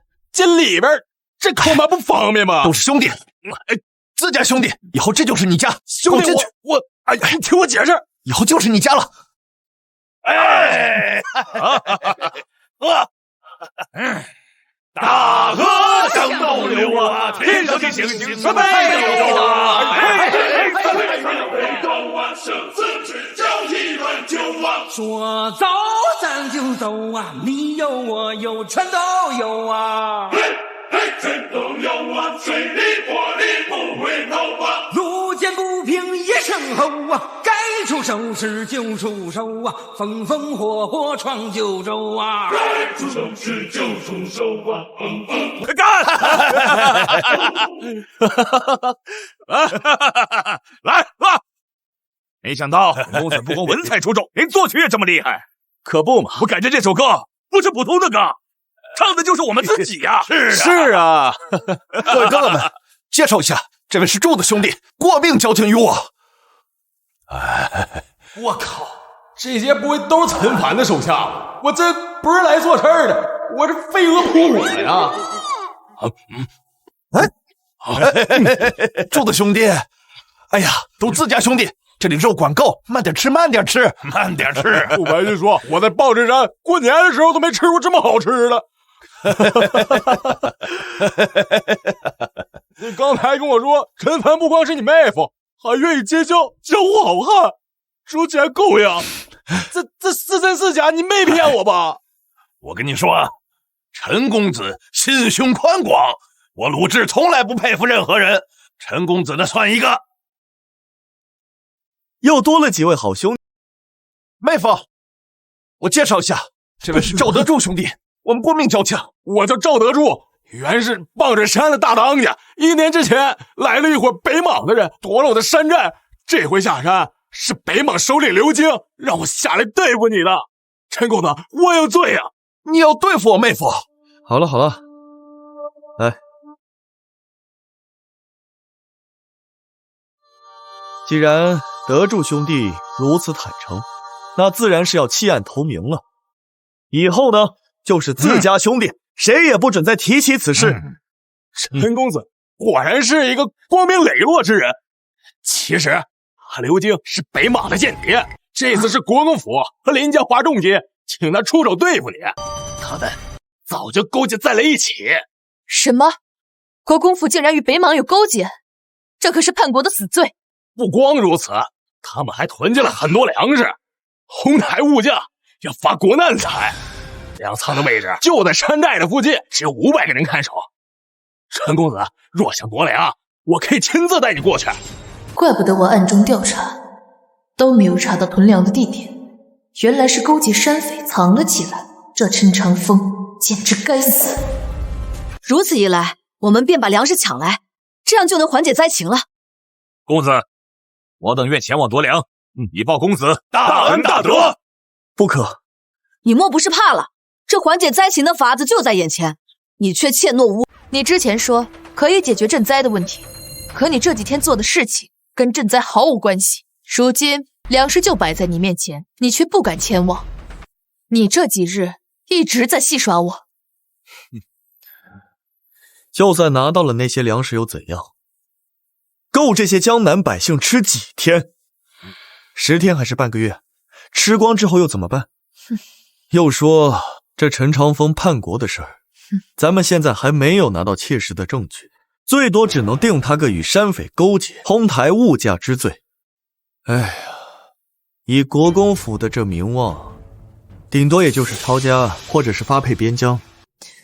但是我的意愿不止如此。那你倒是拿出更好的办法呀！我不只是想陈林两家破产，我还想要他们交出性命，还得让这江南百姓的灾情彻底解决。哼，既然他们现在这么着急，那3日之后，我就让你们先看看，我这么做到底是意欲何为。好，那我就再等你3日。公子，那刘京发现我不回去，肯定还会派人来对付你。棒槌山的3当家人称小诸葛，他的智慧甚至比我还要高，而2当家的更是一个……哎，好了好了，得住兄弟，你们先带兄弟回去休息，此事我自有办法。走，公子，你一定要注意安全啊！都叫棒槌山了，肯定是一群棒槌，有什么可担心的？公子，奴家在看这本著作，你说让我当空姐、护士，售楼员、女仆、小姐，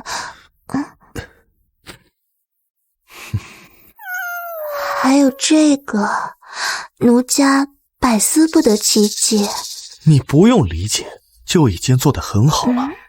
你知道吗？你简直是我的福星啊！你们兄妹2人，一个能给我情绪价值，另一个能给我经济和人力的价值。你们简直是我的左膀右臂啊！公子说笑了。之前你太辛苦了。今夜呢，你只管躺平，我让你知道知道什么叫做霸道总裁放肆爱。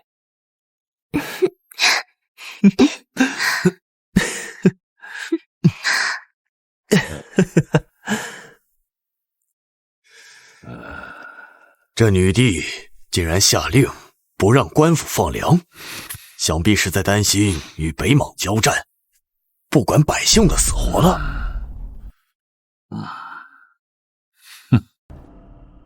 那不正好让我们发财吗？把价格抬上去，160文太便宜，涨到300文。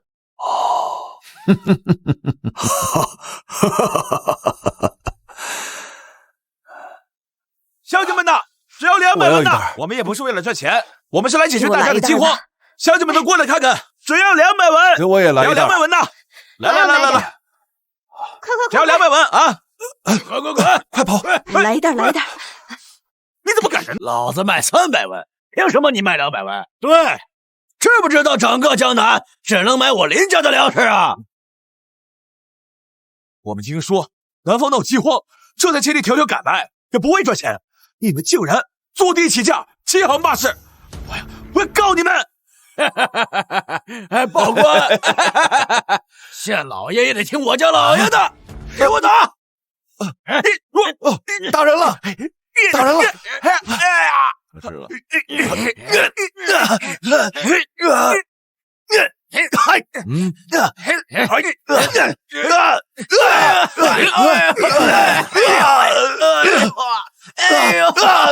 了。哎，别打了！哎呦！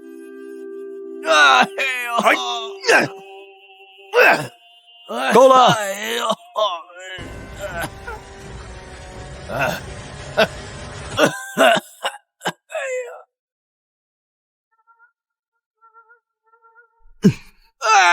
哎呀！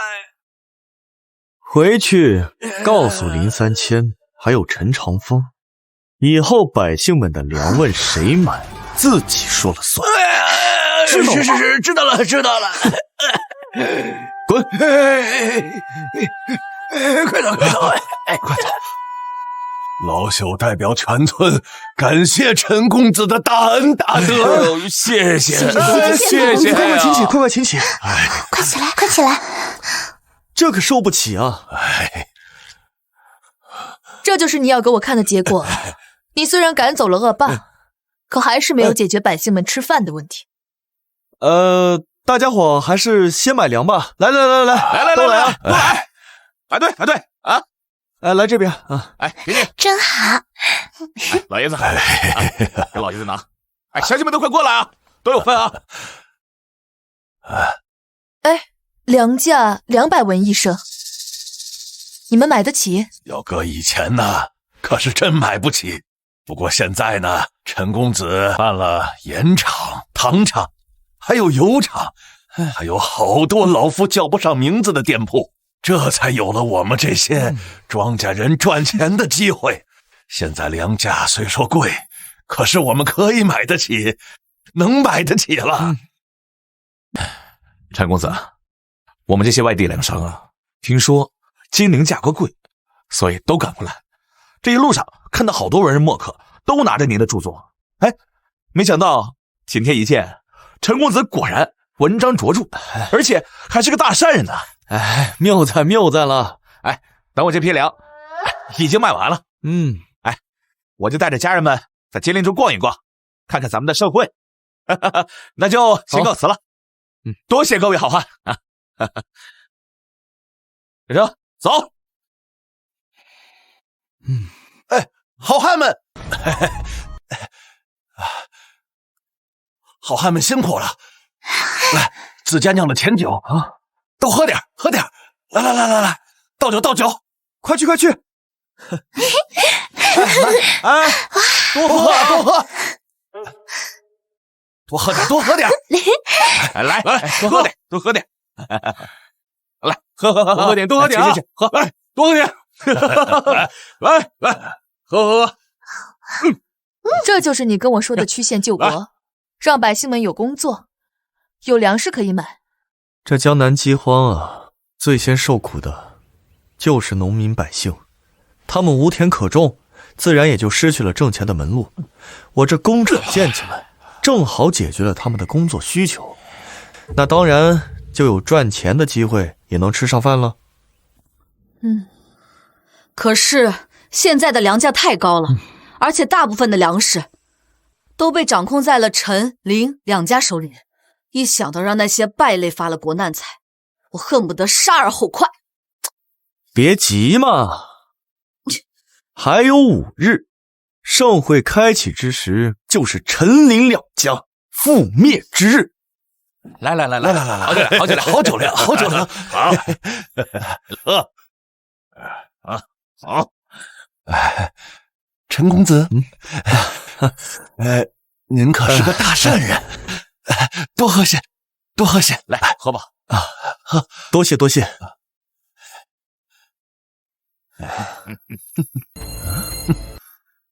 您喝。你们不是百姓。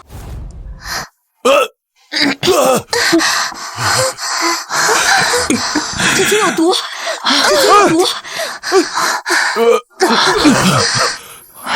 怎么样？没事吧？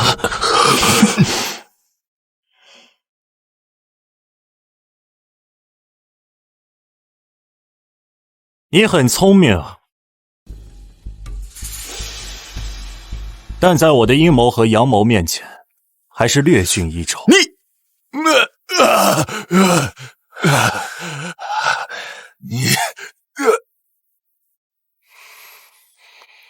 我知道你想说什么，是我让林家的打手提前过来激化矛盾，趁村民对你感激涕零、防备心最为松懈的时候一击即中。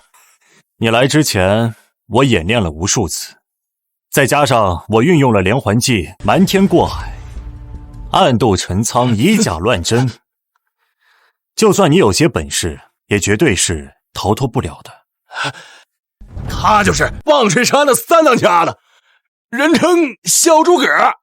哎，他的智慧确实略胜我一筹，这既成语何成量啊！兄台，你竟有如此智慧，为何甘心当这一个小小山匪呢？不如我们去，不要试图游说我，没用的。我是你永远都得不到的男人。把他带走，其他人就放了吧。别人笑我太疯癫，我笑他人看不穿。也许只有陈师仙才能与我产生思想的火花，不知我此生何时才能与他相遇啊？兄弟，你记知我的师，那为什么我们还要刀兵相见啊？你说什么？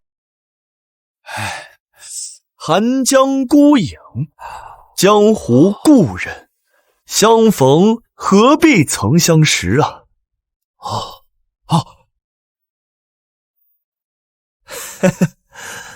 在下就是你手中诗集的作者陈凡。没错，这就是陈公子。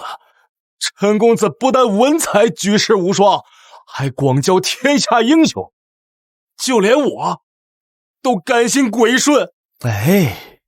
再有凤雏的地方不能没有卧龙啊！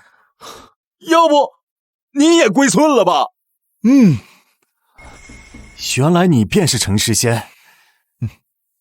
能写出蓦然回首，那人却在灯火阑珊处这种千古绝句的人，冷某是绝不敢冒犯的。放人！可是若不带他回去交差，大当家会断了您的灵药，您的身体……生亦何哀，死亦何苦？此生能见到陈诗仙，冷某死而无憾了。药效1个时辰后自动可解，叨扰了。我们走。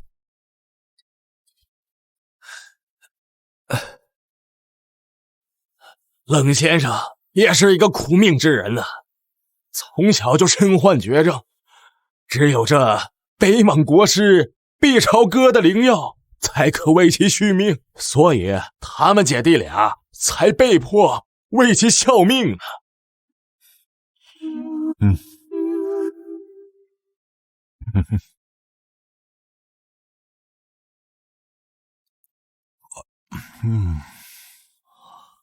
想不到陈诗仙文才卓著，就连做的东西都这么好吃。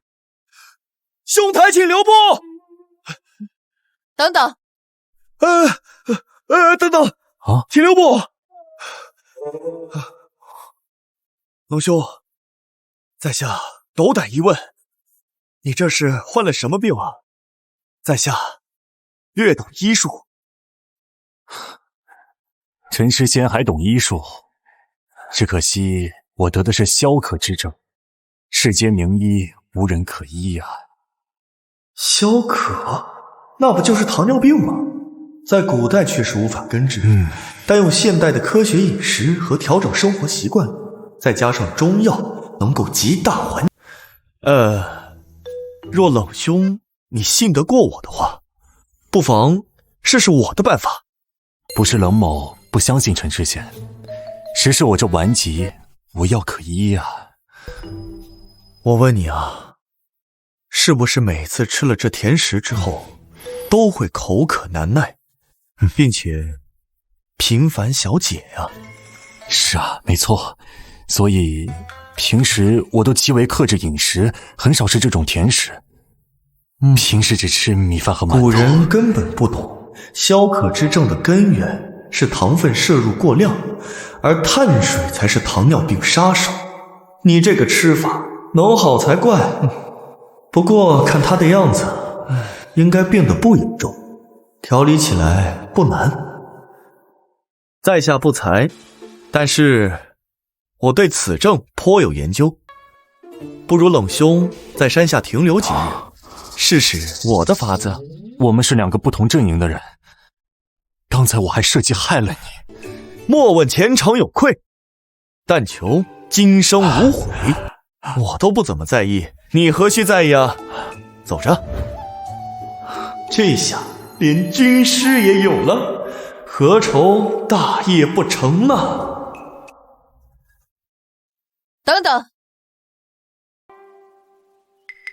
他不是还有一个姐姐在山上吗？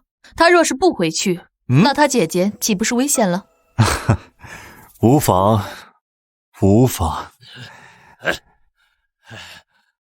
哎呀，那都不是事儿，老弟，我跟你说呀，他姐啊，那可老猛了，那可是二当家的，这大当家的，光看一眼，那都浑身发颤。不是我开玩笑，这谁敢惹呀？是吧？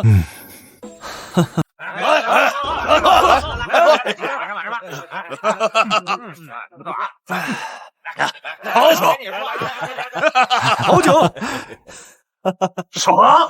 陈兄，服了你的汤药，又按照你的法子调养身体和生活起居，我的病情明显好多了。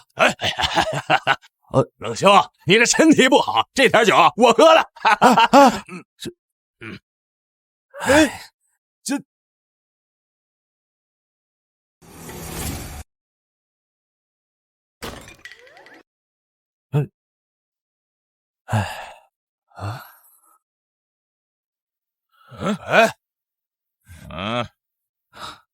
以往我的尿倒在地上，因为体味会吸引蚂蚁。他现在不会了。你看这柱子。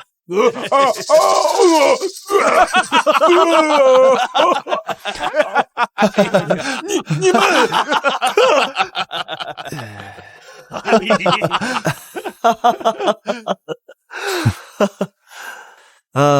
冷兄啊，我答应治好你的病，那怎会言而无信呢？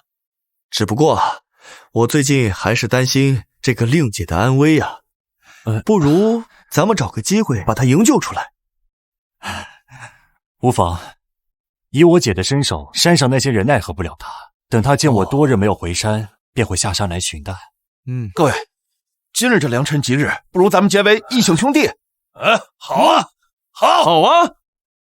皇天在上，今日我惩罚武二郎，你看，我鲁智，哎呀，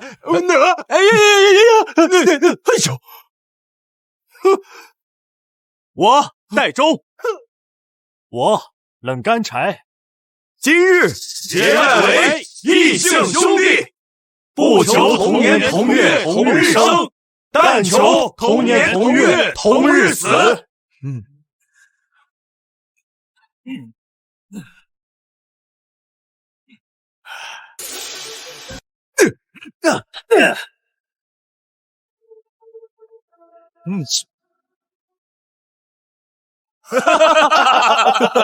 好，六弟，哎，二哥，六弟，三哥，六弟，四哥，六弟，九哥，六弟，五哥，这样真好啊！六弟，你文采举世无双，不如就趁这个机会为我等兄弟结拜，题诗一首如何？来，好，那我就借此情此景，吟诗一首。这陈凡总结交一些三教九流之人，看起来也难登大雅之堂啊。少年侠气，结交五都雄，肝胆动，死生同，一诺千斤重。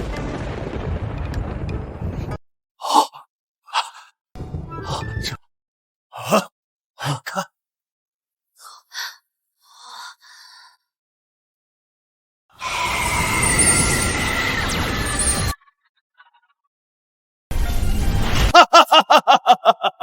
又是一首镇国之作。是谁有如此才气？我大周复兴有望啊！又是镇国之作，而且是鼓舞气势的豪情诗。这个陈凡的诗词底蕴，到底还是深不可测。别急，别急，姓名黄羡羡，还好对啊。年龄25。你的酒厂、糖厂还有油坊以及其他铺子都已经招工上千人了，现在你又说要搞房地产和金融生意，那是什么生意啊？我竟闻所未闻。房产呢，自然就是盖房子了。现在普遍的房子呀，只有一层的墙院，那经过我设计改良过的房子，可以盖到2到3层，其中呢还能通上上下水管，这样呢就能让一些进城的农民花很少的钱，就能在城中安家。那你这个金融公司还有3成首付和贷款是什么意思啊？其实现在很多人啊都买不起房，但是他们的信誉却很好。那这样呢，就可以从我这里贷款，或者是呢，只花3成的首付，就可以啊买到心仪的房子了，其余的钱慢慢还。如果他们是在我麾下的产业做工的话，利息还能大幅度减免。你这个想法倒是挺奇特的，如果效果好，可以在大洲推广提振经济。不过眼下最重要的事情是江南赈灾的事情，我让你做的事什么时候能办得到？还有3日便是金陵盛会，那天不但江南饥荒可解，还能让陈林2家覆灭。我宣布，奶皮子糖葫芦，我们家酒楼也能做，而且比他家便宜1/10。没错，陈凡啊，他就是个奸商，他卖那么贵骗你们。我们就不一样了，我们糖葫芦不仅更便宜，而且连他们的串串香也有，价格更低。大家如果不想花钱买的话，糖葫芦在家也能做。隔壁街就开了一家糖铺，他们家就有做糖葫芦的原材料冰糖，价格可便宜了。这个废物就是在那儿进的货。哎，快跑快跑！真的吗？那边便宜，走，我们快去看看啊！这2个狗东西故意坑你！哎，且慢！好，误会。哎，你们2个人为什么如此咄咄逼人啊？是真要与我不死不休吗？我就是要搞你，我就是要看着你倾家荡产我才开心。没错，我一天不搞你，我就浑身难受。我们这个糖葫芦卖的太好了，冰糖已经不够用了，一会儿就去进货了。至于你们家酒楼，这2大招牌都已经被我们复制了，等着倒闭吧你！走。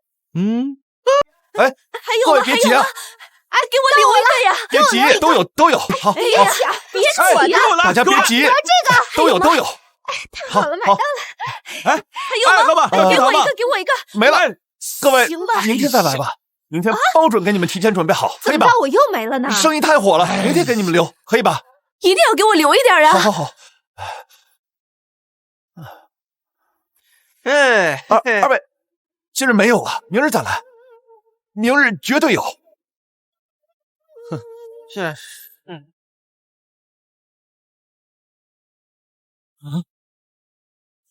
我你怎么在这儿？哎呦，忘了告诉你们了，这铺子也是我开的。哎呀，刚才呀，在下属实是感谢2位帮忙宣传。你说我这么对你们，你们对我还这么好，弄得我都不好意思再坑你们了。什么？这铺子也是你开的？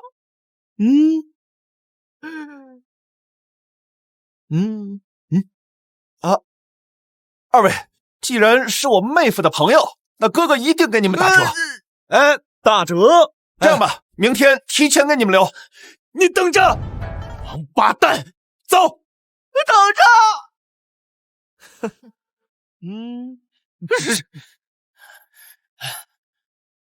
放水山这帮人怎么回事？为何还没弄死这个狗东西？看着他赚钱，比杀了我还难受。走，现在就上山去找人弄死他。走。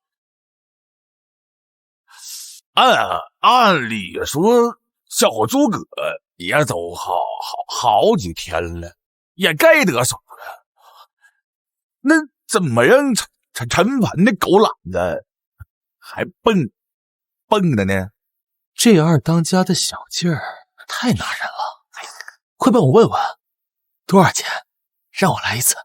听哥一句话，你太年轻了，有些事儿你把握不住。那老娘们的水老深了。刘静！啊，刘静，你为什么还让林凡那个狗东西活着？跟谁俩呢？老子在北莽也是棍棒，再敢这样和我说话，我连你一块干了。刘静，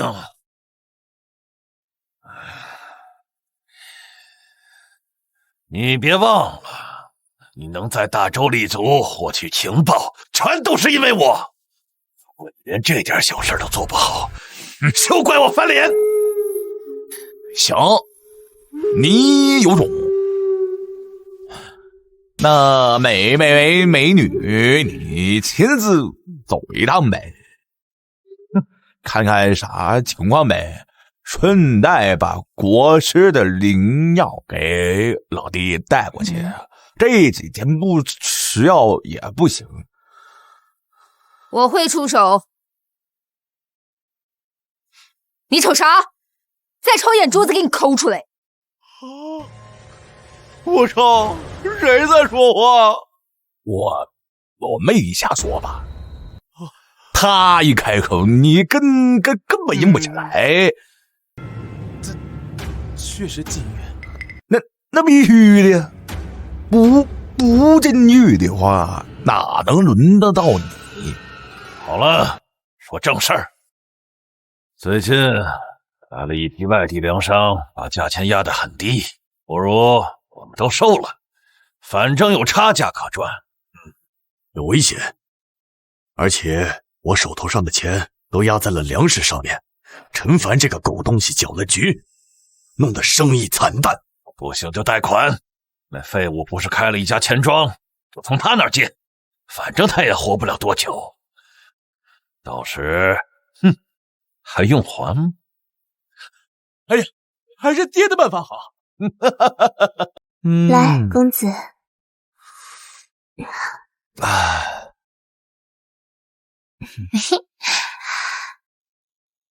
来，公子。啊！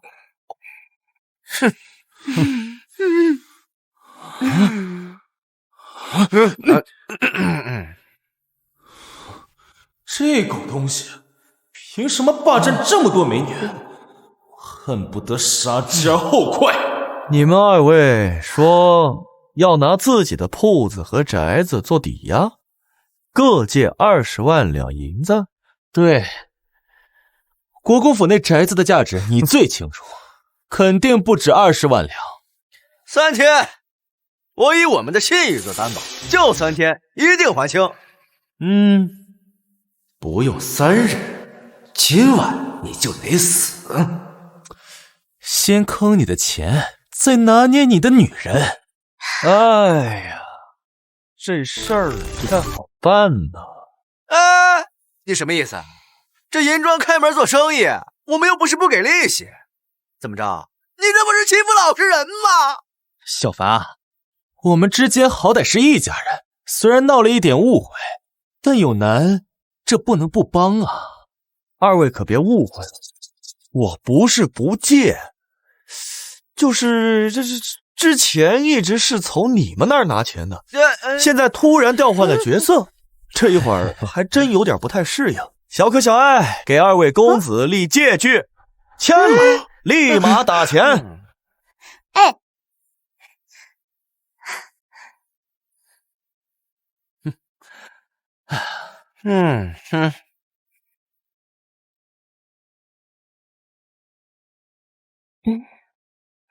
公子，来，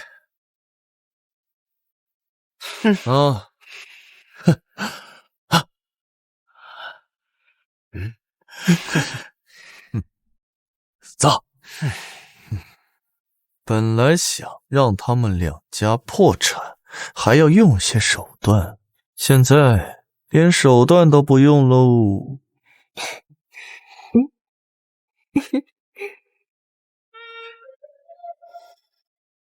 这个时代的生产力虽然有限，但是工匠的技法确实不错，图纸给到，真能做出东西。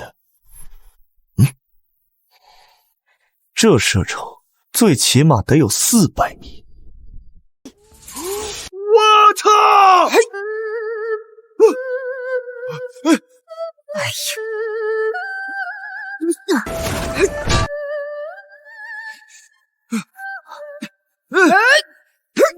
刀下留人！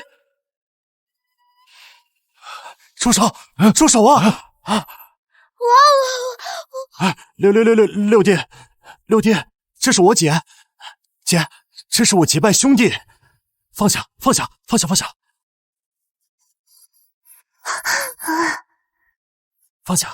都放下！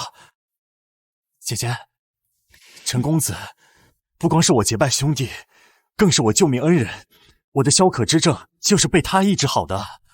原来是自家人，谁能想到都是一个麻生，长相会有这么大差距。姐，从今往后再也不用为了我而受北莽的摆布了。这妹子从头到尾一句话都不说，莫不是个哑巴？不过光凭这张脸，就算是个哑巴我也能接受。你这火枪威力为何如此巨大？这是我让工匠改良过的，我称之为真理。我们大周的火枪啊，它只能发射火箭，只能起到威慑和火烧营寨的作用，而我的这把枪能发射子弹，并且威力是它的10倍。我去，他还会射击枪，与他接触越深，我越有些无法自拔了。六弟，曾经我们姐弟2人发过誓，只要有人能治好我的病，并且得到我的认可，我姐姐就嫁给他。现在呢，你有资格娶我姐了。这也不好吧？我还没开口，他主动就安排上了。我大舅哥沈万三能处，我的小舅子更是没得说呀。我知道你在顾虑什么，以后呢，咱俩各论各的。我管你叫姐夫，你管我叫哥哥。姐，陈公子是我今生唯一认可拥有旷世之才的人，只有这样的英雄才配得上你。虽然不能说话，但这张脸真让我无法抗拒啊。没毛病，以后你就是我爷们儿。刚才谁在说话？咋的？你不稀罕我的声音，还是不稀罕我这个人啊？我靠，这冰山女总裁的外表怎么配上一个东北大娘们的？姐夫，我知道你在顾虑什么啊。我们姐弟2人呢，从小去北莽逃难。我姐拜了北莽刀神为师，口音是重了一点，但是呢，只要回到大周生活，会改回来的。北莽刀神的徒弟，莫非你就是人称北狂刀的冷寒霜？哦，难道你就是南雪影雪影剑仙？姐夫，我再给你介绍一下，我姐呢名叫冷寒霜，取7霜傲雪之意。我呢从小命里缺火，取干柴烈火之意为名。哦，所以你叫冷干柴。哦，好名字，好名字呀！啊哈！我突然想起来了，明日就是金陵盛会了，不如咱们这些事情日后再说。咋的？你是嫌弃我？告诉你啊，我这人说一不二，我已经答应嫁给你。要是你敢反悔，今天要不然你捅死我，要不然我捅死你。放开陈公子！咋了？你吃醋啦？够了！婚姻大事应该尊重陈公子自己的意见，你们岂能强求？好险，一会儿得好。哎呀，还是你知道心疼人呢，刚才都吓死我。公子，你今日是不是受到了什么惊吓？刚才的表现差强人意。哎呀，这连日操劳，身体总有些吃不消嘛。公子，连月最近熟读了你的著作，颇有感悟，不如让我再为公子排忧解难一番。哦，又学会新东西了。试试。哎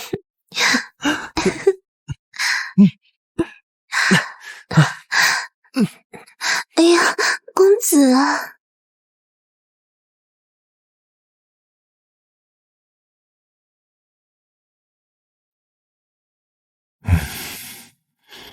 来，田家少闲月，5月人备忙。夜来南风起，小麦复陇黄。好诗。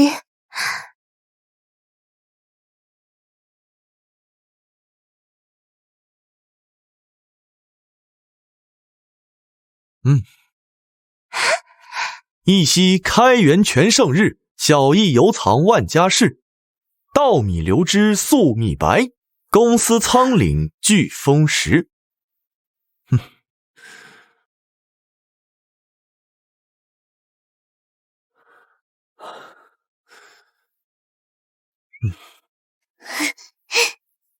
莫笑农家腊酒浑，丰年留客足鸡豚。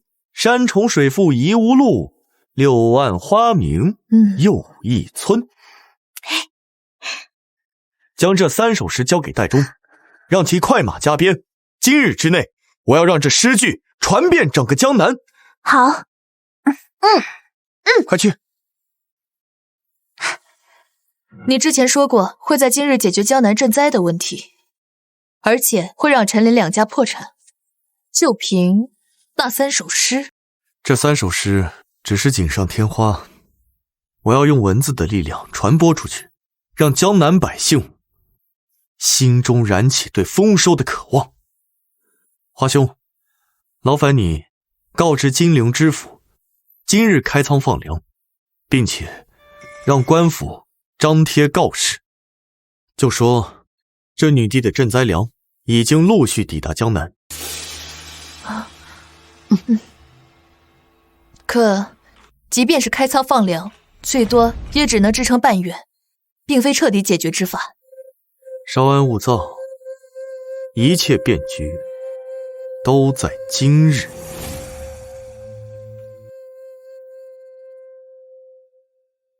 如今已是正午，你到底有什么办法？如果灾情没有得到解决，你之前所做的一切都是徒劳。少爷，那3首诗如今已传遍金陵，棋子们口口相传，说天有大舟，灾情肯定会解决的。对了，我之前让你们准备的200辆手推车，用幔布盖上，里面装满沙子，准备的怎么样了？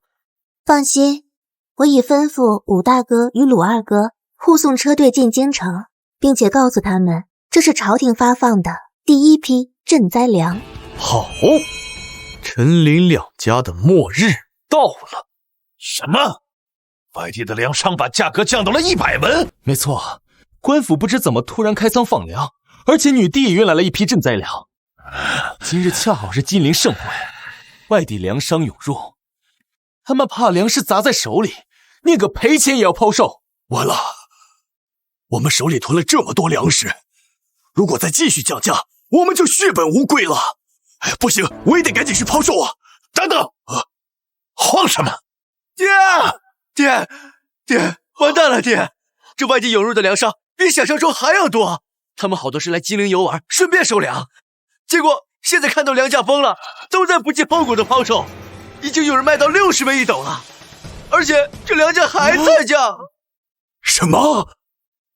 我辛辛苦苦积攒的家业就这么没了？你还愣着干什么？他们卖60文，我们就卖50文，少亏一点也无妨。快去呀！走，快走！好消息！好消息！粮价降到了40文，比灾情之前还要便宜。百姓们都在夸赞女帝英明。这样，官粮加上外地涌入的粮食，至少2个月之内，百姓都不用再忍饥挨饿了。再把陈林2家囤积的粮食查封，这样江南的百姓们就能彻底吃到来年耕种时节。这样一来，江南的灾情便彻底解决了。你果然没有让朕失望啊！我是说，你果然没有让我失望啊！我懂了，陈公子用的是连环计。首先放出消息，吸引大量的人来到这里旅游，而后江南粮价的提升又吸引了大量的外地粮商，他们一入到金陵就立刻让官府放粮。如此一来，这些粮商因为恐慌，又大量抛售手里的粮食，这样粮食不仅多，价格也下去了。你只看到了表象，却没有看到姐夫的前期准备工作。他开展了当地的商业，为当地的百姓们谋生提供了活计。这样，即使粮价上升，他们也能够吃得起饭。往往历代灾年最怕的就是哗变，而姐夫这一招恰好是稳定了民心啊。你还将整个金陵城的商业都发展了起来，可谓是一石二鸟。各位谬赞了，谬赞了，这都是小手段，不值一提。明日便是陈林两家最后的还款期限，到时候上门要账，才是真正的好戏开始。陈公子，你果然是太谦虚了。你赈灾有功，我自然会上奏朝廷为你请功，顺便再赐你一门婚事，如何？陛下莫非是想将我许配给陈公子？陛下果然是关心我。华兄啊，你肯借我钱让我做生意，这就已经是极好的事了。这请功和赐婚就不必了。不必了，我靠自己的能力就能妻妾成群，还用你帮忙，瞧不起谁呢？再说，我可不想我的事情被那个狗屁女帝知道。登徒子之前跟我藏拙，害我差点错过一个旷世贤臣，这回别想跑。既然如此，那赐婚的事，咱们日后再说。日后再说。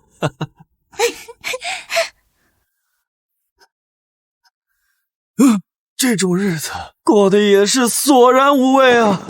公子，你去哪儿啊？你刚才不是说要一直宠幸人家吗？我突然想起来，还有一堆账目要处理呢。你们先睡啊，我去就来。公子。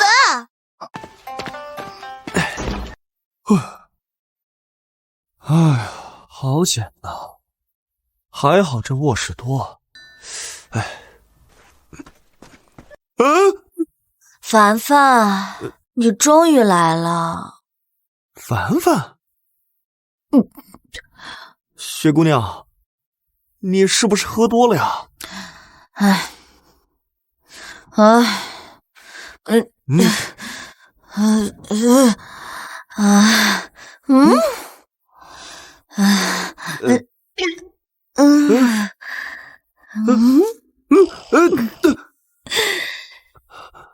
坏蛋，我若不把自己灌醉了，你怎么会有机会？薛姑娘，你这是做甚啊？这弄得我好不习惯啊！你们这帮臭男人就是口是心非，明明心里很喜欢我，嘴上却说我不要。你若是不喜欢我，那为何三番两次将我灌醉啊？还拿你的咸猪手摸人家的小胸脯。薛姑娘，你误会了啊！我堂堂一个正人君子，怎么会对姑娘有歪心思呢？我现在进入贤者时间，我只想一个人静静，不想在节外生枝了呀。你什么意思啊？我家少爷有意将我许配给你，你不愿意啊？他什么时候说的？我怎么不知道？这个我的意思是啊，这种事儿总得坐下来详谈嘛，对吧？今天呢，天色已晚，咱们找一个良辰吉日再去啊！来，混蛋，看你躲到什么时候！在古代，男孩子也得保护好自己的身体啊！哼，丢人！你瞅啥？哎，我瞅你咋的？你再瞅一个试试？试试就试试。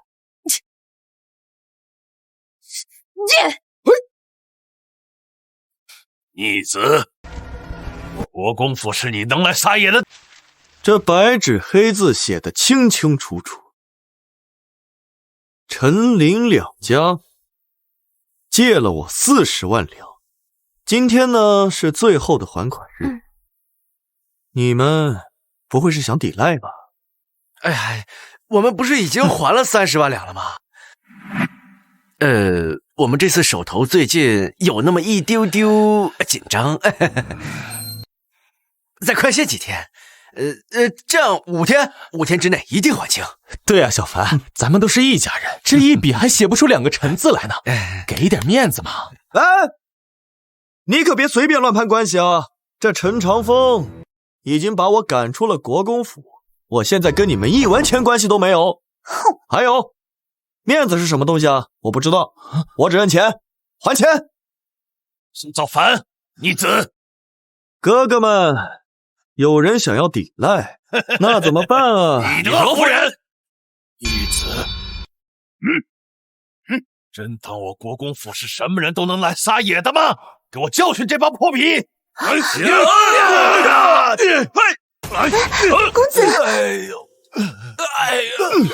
逆子，我是你爹，你这样做有悖人伦，是要遭天谴的。你这个老登，怎么还骂人呢你？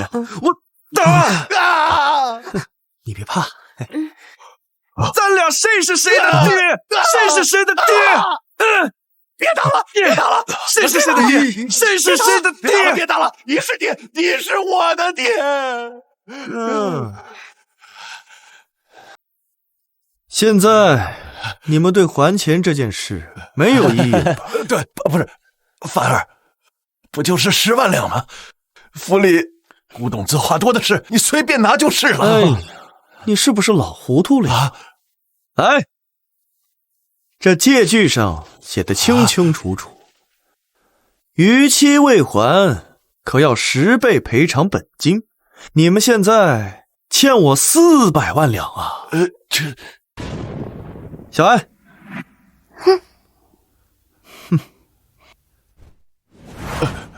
来，看好了啊！看到了吗？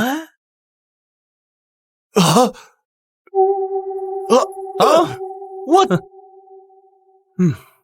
陈凡，你扣我！这么小的字，我也看得见啊！你眼瞎好吧？又不是我没写。这么重要的合同，不得拿着放大镜清清楚楚好好看几遍？你还真是不争气。不过现在说什么也晚了，哥哥们，抄家以后，这国公府还有林家大宅产业都是我陈凡的了。敢！我陈家一门3公辅佐大周2代帝王，有屠龙之功。你要敢这么做，我就上书女帝，治你的罪。治我的罪？陈长风，我现在怀疑你私通北莽，意图叛国，你还是好好想想你这脑袋该怎么保住吧。他怎么会知道这些事情？不，他一定是在故意诓我的。这帮逼养的怎么都没回来呢？大当家的，有一伙人杀进山寨，说要平了我们。啥？啊！诸位别怕啊，我和我哥哥们一向是以德服人，只要你们弃暗投明，跟着我混，以后啊，保准你们每顿都有肉吃。你个烂鞋子，敢跑我地盘，和人搅尿来了！还有你们几个瘪子吧，敢背叛我！若不是毕少哥以我的病情做要挟，我们解貂人怎会与你同流合污？如今我的病情已被姐夫调理好了，不要再做无谓的抵抗，投降吧！老子宁死不降，有种干死我！姐夫，他如今已是强弩之末，我们一鼓作气，一网打尽，不难。我这人呢是心善，我是真担心后边弟兄们的生命安危呀。要不这样吧，你和我们家小可小爱比武，如果你赢了，你们所有人都可以走；但是如果你输了，你就得和所有人降服于我。刘景可是4品武夫，实力跟我不相上下。你旁边这俩姑娘瘦得跟猴似的，怎么打？哎，你别说没用的，我同意了，你别后悔。来，妹妹，让哥哥让你见识见识什么叫硬，都给我散开！来，哥哥不动，先让你们俩招。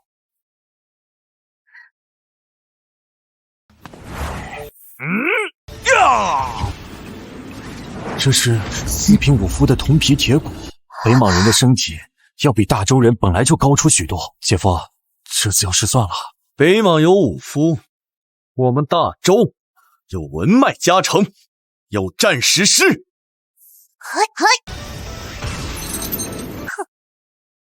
赵克、慢胡鹰、吴钩、双雪明。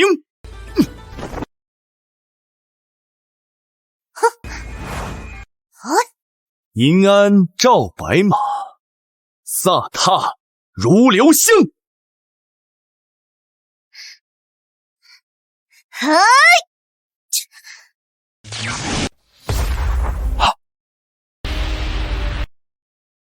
是镇国之作，而且是战时师。我大周有如此天才，何愁北莽不灭呀？此乃战时师，根据师的品阶，可以提升将士1到3个品级呢。我就是要尝试一下这个朝代独有的文气灌顶到底有何妙用。小可小爱，干他！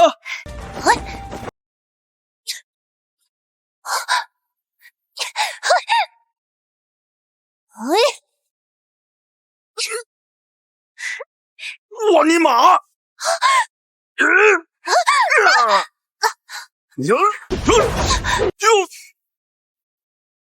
！10步杀一人，千里不留行。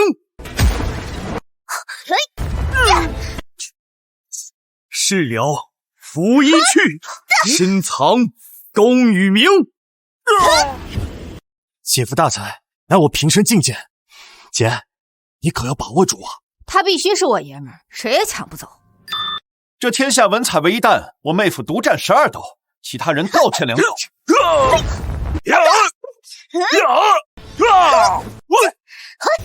纵死峡谷香，不惭世上英。谁能输阁下？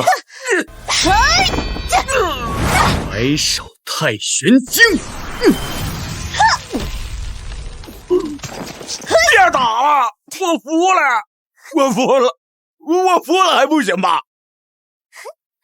你们首领都已经投降了，你们还要抵抗吗？英雄饶命！英雄饶命啊！你们这帮瘪犊！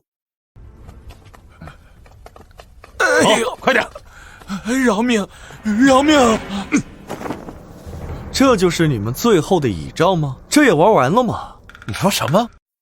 我怎么一点听不懂啊？你这老逼斗，别装犊子！之前就是你让我弄他的，要不我能成这样吗？你谁呀？老夫根本就不认识你们这帮懒鞋子！他妈的！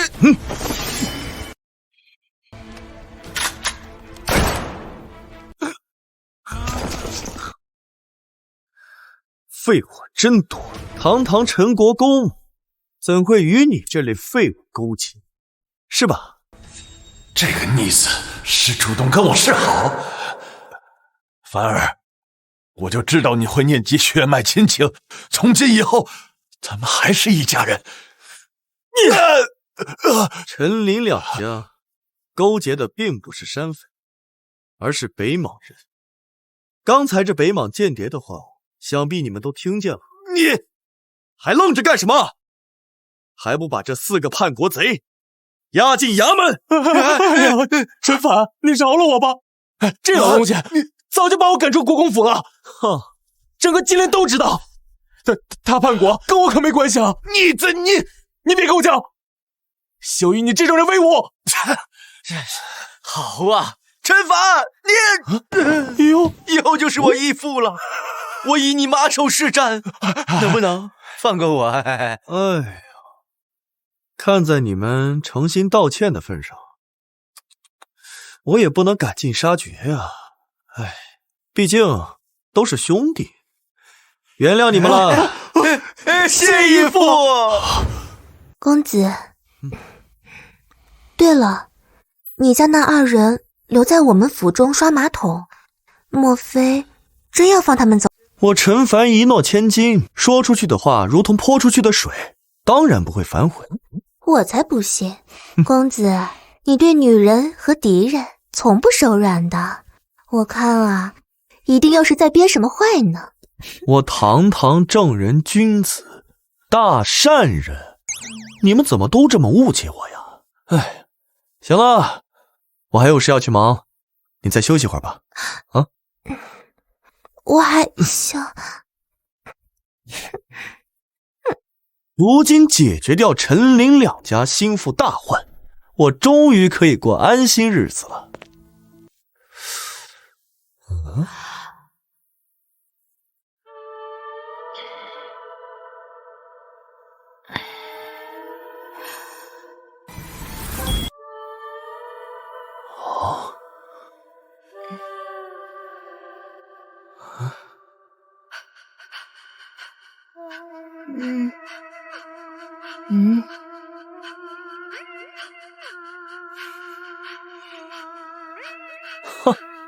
冷姑娘，这深夜前来我书房，这是有何深意呀？你不用明知故问的，你想干啥，我还能不知道吗？咱俩今儿个就把事情办了，明天开始你就是我男人。我靠，你能不能不说话？一开口简直性素力拉满，让我瞬间进入贤者时间呢。摸呀，咋不摸呢？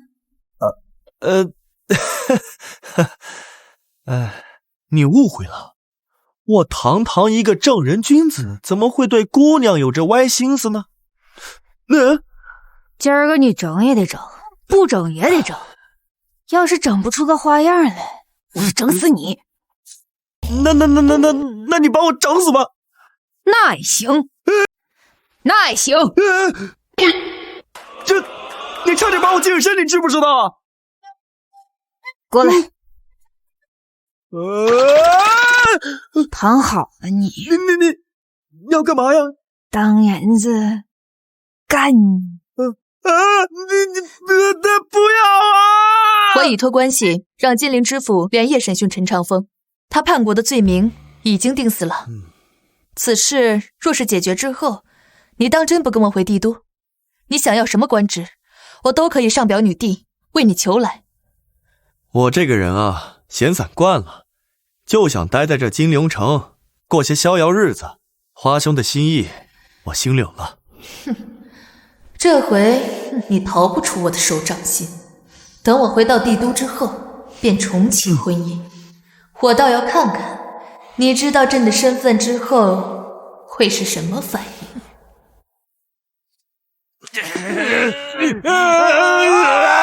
我受不了了，太过分了！他竟然让我们刷马桶啊！这样的日子，我真是一天也……我有一计，只要让那个废物放松警惕，咱们逃到帝都去面见女帝，就一定还有机会。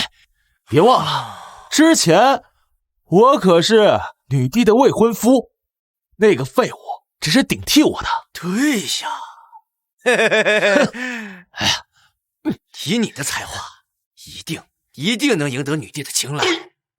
而且，就算你不想，还有我的美貌啊！只要我们能拿下女帝，日后扳倒这个废物都不在话下。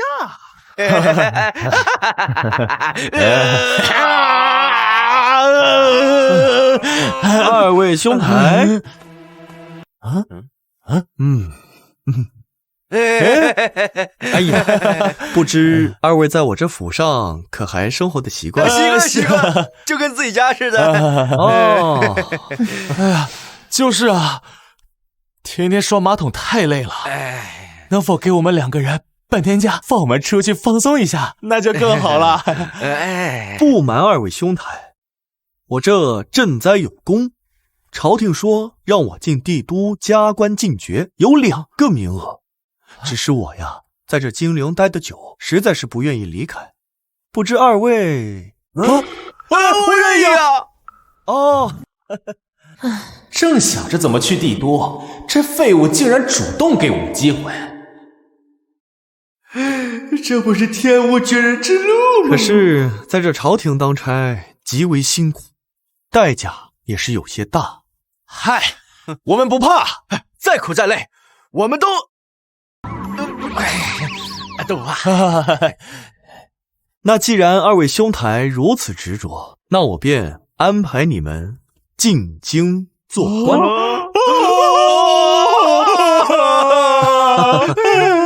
小可小爱，快带着二位公子去准备吧。走吧。走，好人呐，以德报怨呀！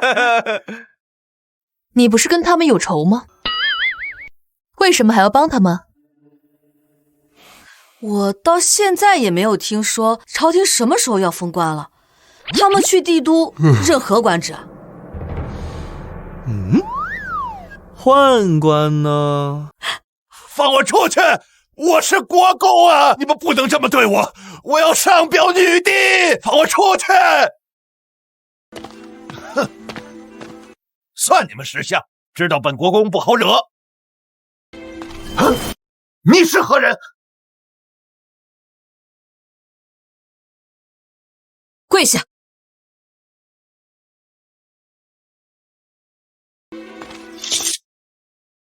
陛下，你是陛下，臣长风参见陛下。哎呀，陛下，臣是被冤枉的呀，还请陛下为臣做主啊！你若是被冤枉了，那天底下就没有坏人。朕已知晓一切，你这个叛徒还不知悔改。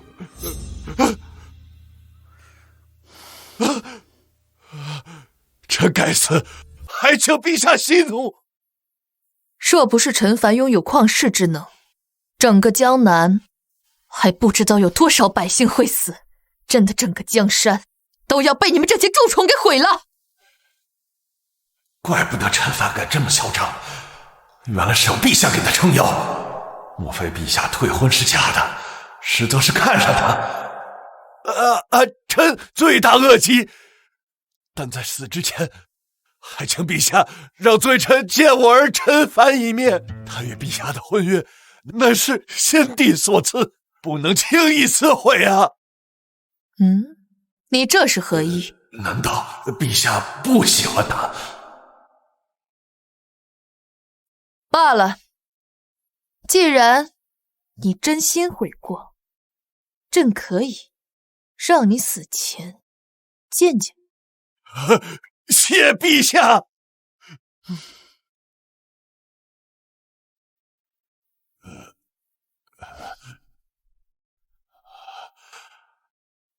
估计那逆子还不知道女帝的身份，我以此事和那个秘密相要挟，一定能保住一命。哼！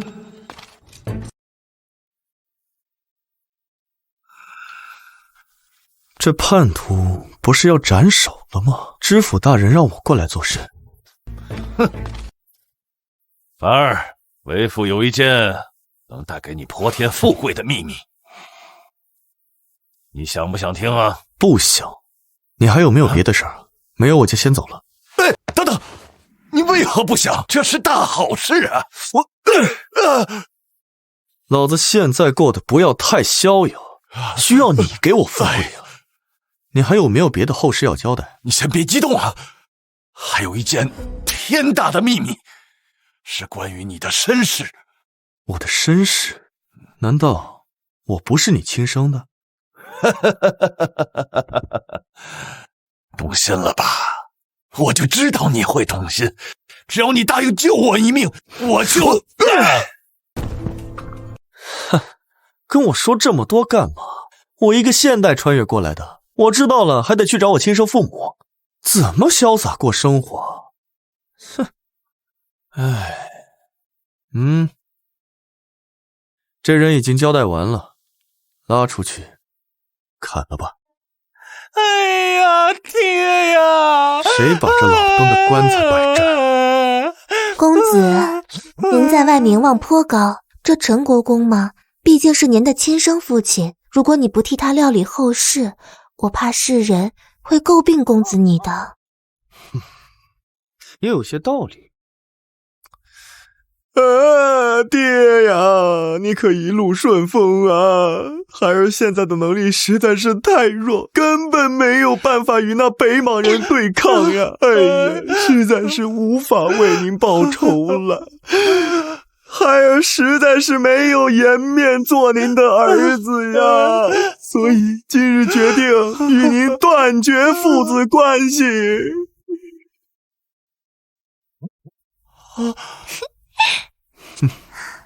杀父之仇，找你其他的儿子来报吧。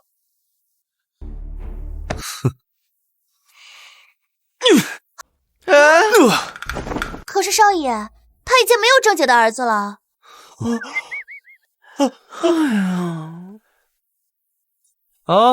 你们两个也别娘们唧唧的了，赶快进京赴任吧。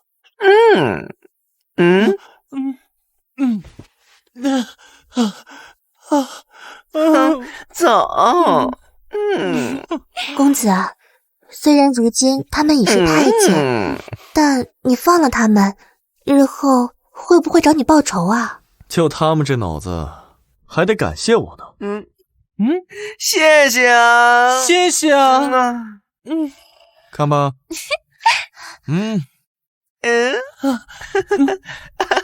少爷，花公子和雪影姑娘一早就不辞而别了，只留下一封信。肯定又是那些劝我进京的话，不看了。哎，从今天开始，我们府上要过上夜夜笙歌的美好生活啦！陛下，毕朝歌亲率40万北莽铁骑陈兵边境，有起兵迹象。走。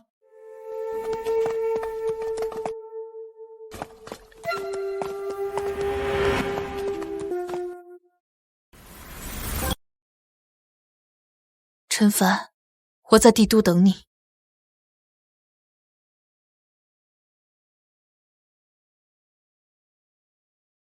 不见不散。